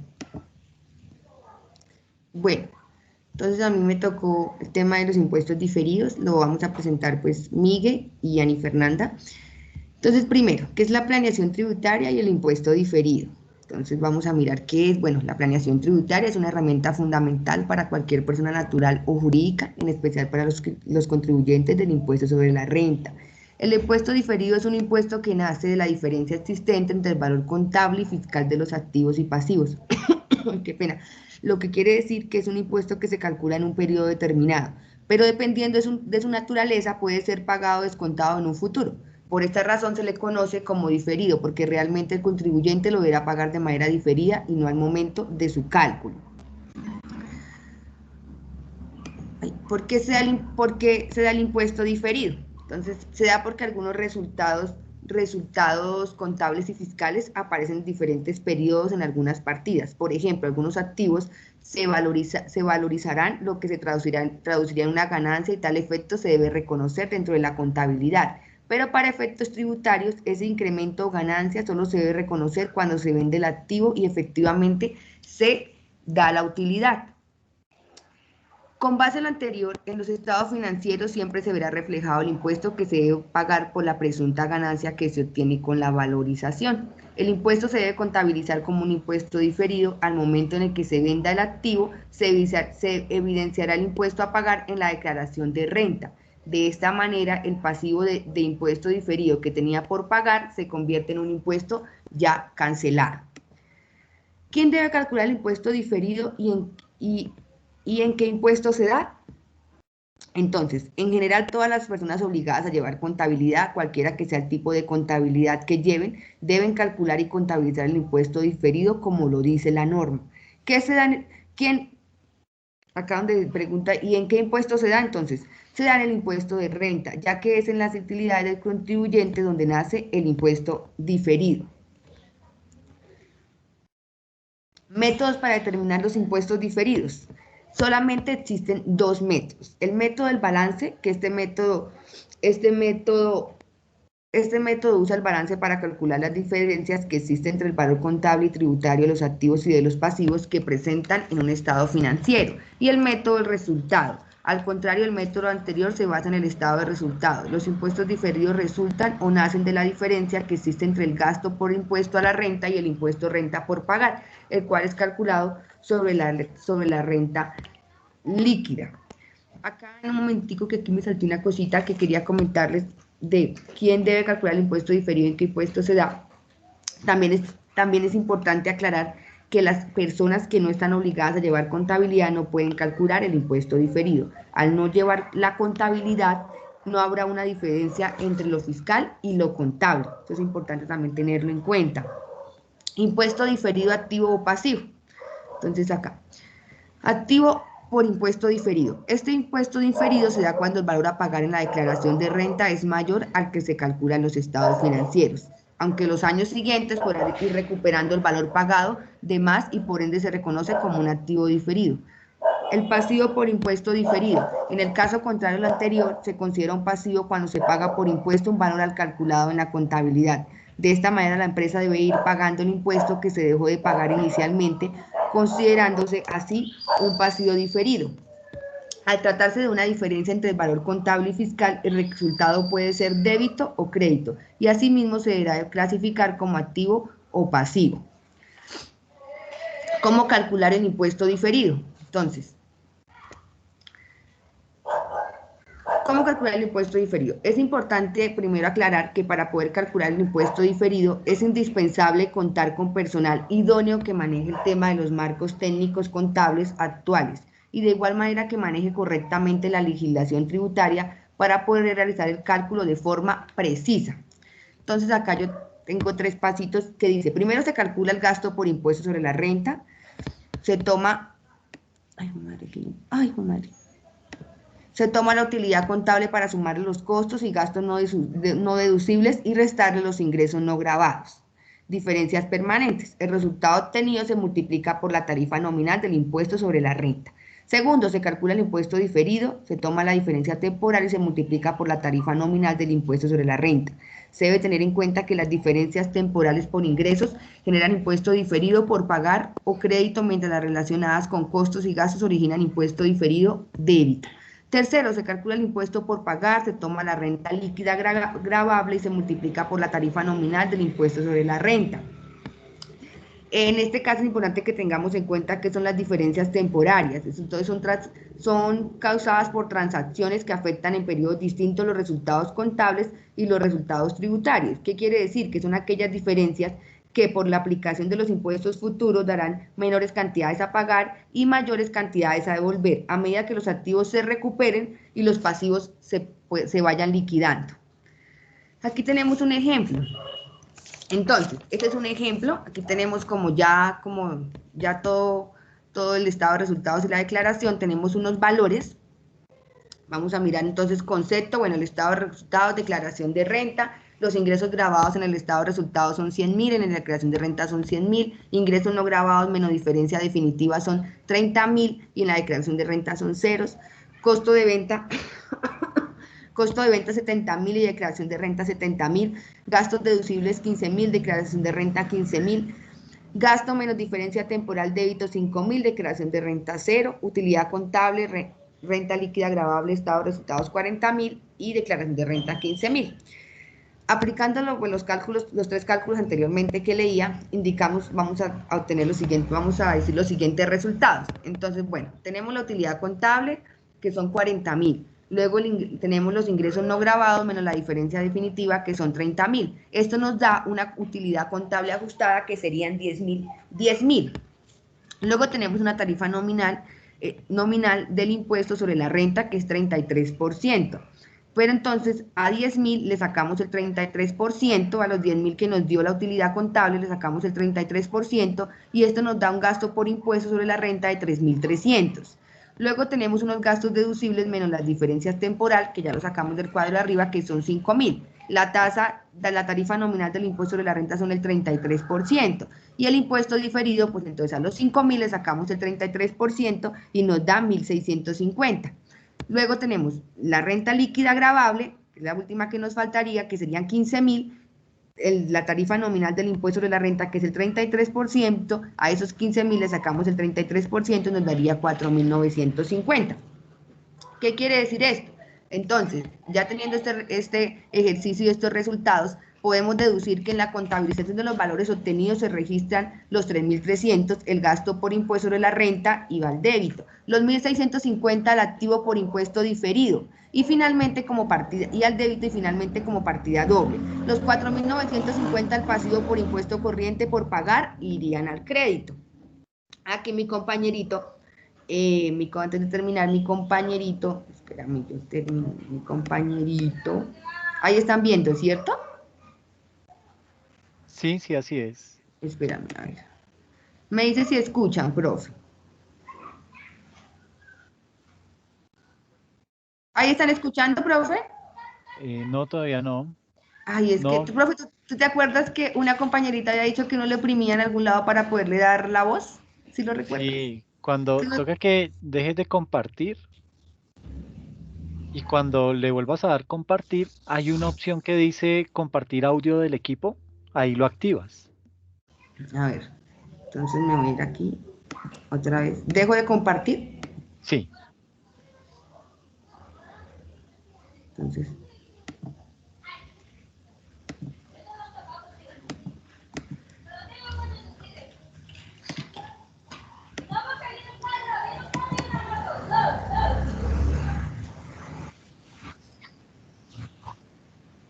¿Sí escuchan ahí o no tampoco? No, pero no estás compartiendo. Ay, pues No, madre. pero si quieres, ¿sabes qué? Si quieres más bien envíanos el video Y o termino. compártemelo a mí y yo digamos que lo subo a YouTube y a cada uno le comparto el enlace para que lo pueda ver. ¿Ok?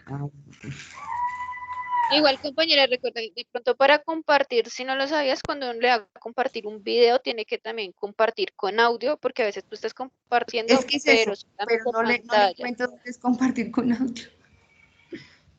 Ok. Sí, es que eso creo que tú eras la que habías dicho la vez Sí, pasada. ahí en donde está ahí en donde estabas. Impuesto diferido. Es el impuesto que nace de las Listo, Ay, yo te estoy escuchando. Ay, bueno, bien, ya, listo. Fui capaz, no, escuchémoslo porque, profe, eso fue con mucho esfuerzo. listo, dale. Impuesto diferido. Es el impuesto que nace de las diferencias entre el valor contable y fiscal de los activos y pasivos. Ejemplo, si es activo, es una obligación que tengo o un impuesto que tengo que pagar menos a futuro. Ahora, si es pasivo, es una obligación que tengo que pagar más impuesto a futuro. En pocas palabras, es un impuesto que se calcula hoy, pero se paga o se reclama a futuro, más adelante. Y esto surge porque los resultados contables y fiscales aparecen en diferentes periodos. Un ejemplo claro, tengo una granja de pollos pequeños o un galpón de pollos que costaron 3 millones de pesos, pero a futuro este galpón de pollos han crecido y valen 10 millones de pesos. La norma contable dice que debo reconocer una ganancia. Entonces en mis resultados quedaría la ganancia de 7 millones porque el galpón de pollos ha crecido. Ahora, la fiscal dice que la ganancia se reconoce cuando yo venda el galpón de pollos. Ahora, en el estado de resultados quedaría que esta ganancia aparece después, cuando yo haga la venta del galpón de pollos. O sea, en los estados financieros aparecerá la ganancia y un impuesto, que lo llevará como impuesto diferido en su estado de situación financiera. Ahora, cuando yo vaya a declarar rentas en el año de ventas del galpón de pollo, ahí me va a aparecer el impuesto a pagar. Y ese pasivo por impuesto diferido que tengo, lo convierto en un impuesto por pagar y listo.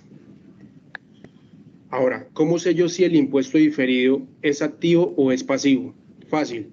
El valor fiscal menos el valor contable. Si da negativo, el impuesto diferido es pasivo. Si da positivo, el impuesto diferido es activo.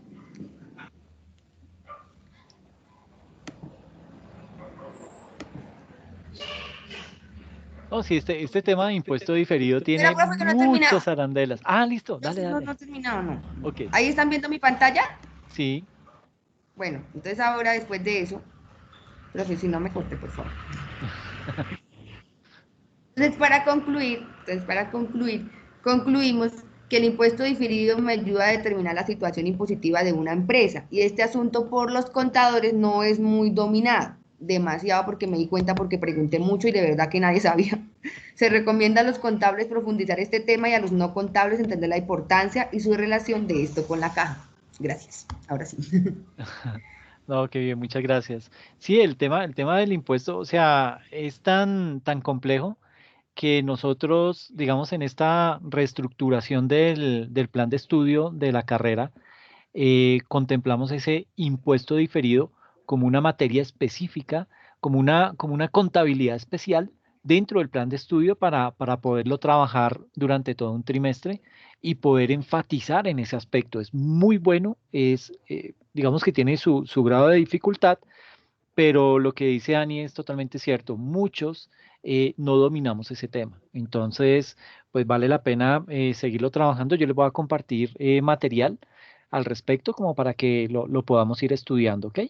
Pero sí, es muy extenso el tema. Yo sé que se me fue la mano, Ani, tienes toda la razón. No, El tema. profe, fue terrible. No, de verdad, literalmente, profe, usted no sabe cuánto duré investigando y entendiéndolo. Es que yo decía, Sí. y le preguntaba a los contadores y no, eso me salía, imagínate, y esto que yo le preguntaba a la contadora del hospital, de la alcaldía, ninguna sabía. Sí, no es un tema muy fácil de digerir, pero bueno, está bien, lo sacaron adelante, les agradezco mucho. Recuerden, porfa, bueno, avisos parroquiales. eh, en Academysoft, ustedes van a encontrar que la nota que les puse fue de 3. ¿Por qué 3? Y muchos van a decir, pero ¿cómo así con ese video y la exposición? No, digamos que lo hice como para que mientras me llegaban todos los videos, mientras veíamos las exposiciones, saco la calificación, corrijo la nota en Academysoft y ya digamos que todo queda bien. ¿Por qué les puse 3? Para que Bienestar no los esté llamando. Ay, pero ven, ¿por qué perdiste? No sé qué. Entonces, tranquilos, puse esa nota, pero esa nota va a quedar actualizada una vez terminemos ya hoy con el tema de las exposiciones y recuerden que tanto el sábado como el domingo va a quedar habilitado el examen y el examen va a incluir todos los videos, o sea, todas las temáticas de los videos y de las exposiciones. ¿Listo? Profe, Luis, una tienes... Ah, pregunta. dime, Ana, dime, Ani. Pero yo no tengo, yo no subí las diapositivas al Academisoft. ¿Me las puedes regalar al correo, porfa? Ah, bueno, profe, ya te las envío entonces ahorita. Listo, listo, bien, no hay ningún problema. Profe, nosotros tampoco Eh, la subimos. no, sí, porfa, sí les pido el favor si me las pueden compartir por correo electrónico para poderlas subir. Es decir, subo esta grabación, subo las presentaciones de cada uno de ustedes y digamos que de ahí les queda también más fácil a sus compañeros poder estudiar. Entonces sí se lo recomiendo muchísimo. Me lo pueden enviar al correo electrónico Ah, y eso listo, es profe. suficiente. ¿Listo? Luis, ¿tenías la manito levantada, Sí, viejo? sí, profe, nosotros tampoco subimos el video. Si podemos en 10 minuticos coger y exponer, ¿nos lo permiten? Sí, pero no sé si alcancen.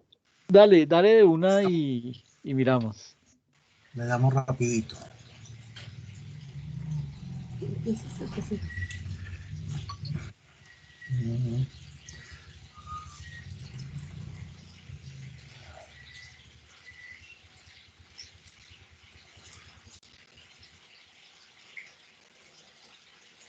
Profe, pero se puede subir el día de hoy pues a su correo, te digo que hasta las 12 de la noche, 11:59.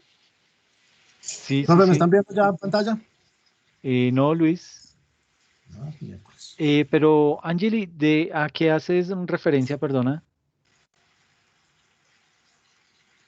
A las exposiciones. Al video. Sí, sí, sí. Sí, sí, no hay ningún inconveniente.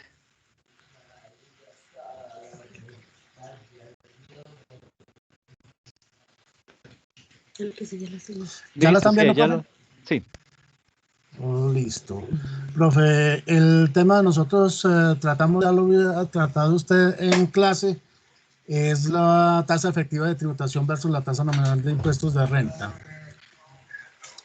En Colombia, día a día, por el afán de recaudar los gobiernos, de los gobiernos de turno, han establecido un sistema tributario que en estos momentos, al sumar todos los tributos, tanto de ámbito nacional como territorial, vemos que la carga impositiva es muy alta. Y muy poquitas empresas logran cumplir con la totalidad de las imposiciones que les impone el gobierno.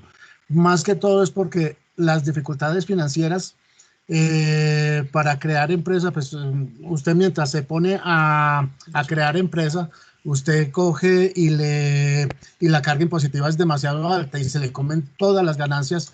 Estaba escuchando que más o menos el 150% de las utilidades se las comen el primer año. Muchas empresas evalúan su tarifa de tributación con la tarifa nominal del impuesto, es decir, la tarifa que aparece en la respectiva norma, ¿cierto? Olvidando que existe lo que se denomina la tasa efectiva de tributación o lo que realmente se va a pagar por el tributo. Normalmente las empresas determinan su tasa efectiva de tributación respecto a los impuestos que tienen mayor impacto, siendo estos los impuestos de ganancias, los impuestos a las ganancias, que para Colombia es el impuesto de renta. Dicho tributo en Colombia tiene una tasa general nominal para los siguientes años. El 2019 empezó con el 33%, el 20 con el 32%, el 2021 con el 31% y para el 2022 se espera con el 30%. Todavía apenas estamos efectuando el 32% para este año. Vamos a ver un ejemplo, otro ejemplito. Bueno, un ejemplo de tasa nominal son los datos contables. Tenemos el ingreso menos los costos. Ya en los gastos, hay gastos que no son deducibles y hay otros gastos que no son deducibles. Y ya nos daría la utilidad.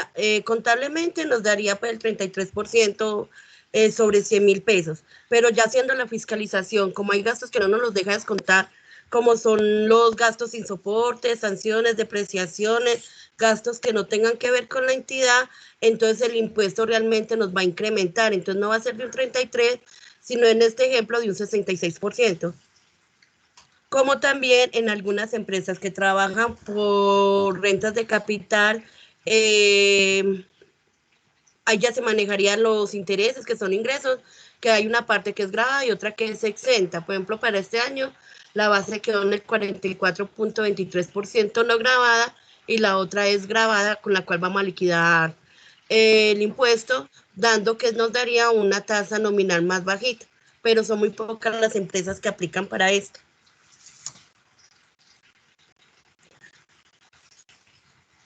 En la actualidad, los gobiernos de turno y en una eventualidad para las futuras reformas tributarias, se le pide que evalúe la carga impositiva que le asigna a las empresas, teniendo en cuenta la tarifa efectiva de tributación promedio y no solamente la tarifa nominal, dado que vemos que con preocupación que por el afán de recaudar están llevando a que cada día sea más inviable crear empresa en Colombia, estimulando las prácticas como la evasión, ¿cierto? Lo mismo que se pretendía con lo de la reforma tributaria era que se volviera las obras y las personas naturales fueran las que aportaran el mayor recaudo en impuestos en el país y no las empresas, cosa que no sucedió, ya que las personas naturales se maneja el impuesto de renta por medio de una tabla, que es la siguiente.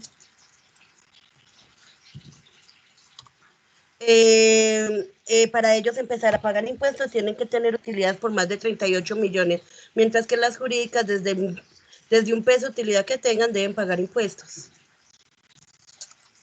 Y esta es la bibliografía. Listo, profe. Ahí a la carrerita. Sí, muy a la carrera, pero listo, bien, bien. Pues nada, sí, el tema yo creo que es entendible, sí, no creo que tenga mayores inquietudes, entonces pues digamos que con los ejemplos que colocaron pues ya dan mucha más luz, porque el que yo toqué sí fue como muy superficial, pero bueno, les agradezco muchísimo, Luis y Carmen, y pues nada, entonces, como les decía, el tema es básicamente que el sábado y el domingo estén pendientes en la plataforma porque va a estar habilitado el examen de por ahí a partir de las 10 de la mañana del sábado hasta el domingo a las 11:59 de la noche. ¿Listo? Para que lo tengan presente y ya con eso entonces sacamos la nota definitiva, actualizo la nota en Academusoft y ya todos pueden ver sus notas definitivas. ¿Listo? Profe, es que no entendí algo, o sea, ahorita Sí, con la Ángel. presentación que hicimos, la enviamos a su correo, bueno, ya la envié a su correo, pero es necesario subirlo a la plataforma, porque ya nos No, aparece como vencida. No, Fresco, la presentación ya, si me la enviaste al correo, muchas gracias. ¿Qué Sí, es lo que sí. yo hago? Subo ahorita, bueno, ahorita yo creo que mañana en la mañana subo este video en donde están las grabaciones de las exposiciones de ustedes y el objetivo es subir también las presentaciones, ¿ok? O sea, va a quedar el video y las diapositivas de cada uno de los temas para que a sus estudiantes, a sus compañeros les quede también un poquito más fácil estudiar. Y tengo entendido que les queda más fácil estudiar con base en las diapositivas más que en el video. No sé por qué, pero pues eso es lo que me han dicho. Entonces, por eso les pido el favor de que me las envíen para poderlas compartir ahí en la plataforma. ¿Listo? Yo subo esas presentaciones donde publico todos los videos. Ahí va a quedar este video más las diapositivas de cada una de las presentaciones de ustedes. ¿Listo? Ok, sí, señor. Listo, muchachos. Entonces, pues nada, muchas gracias. Unos temas muy interesantes, muy bien explicados. Los felicito. En realidad me sorprendieron gratamente y eso lo valoro mucho, ¿ok? Bueno, entonces, pues nada, nos vemos en 8 días y estén atentos entonces, porfa, al examen. ¿Listo? Les deseo lo Profe, mejor. muchas Cuídense mucho. gracias. No, a Muchas ustedes. gracias. Listo. Gracias, profe. Gracias. Muchas gracias, profe. No, a ustedes. Cuídense mucho. Que les vaya bien. Buenas noches, profe. Buenas noches, compañeros. Chao, Yuri, que estés bien.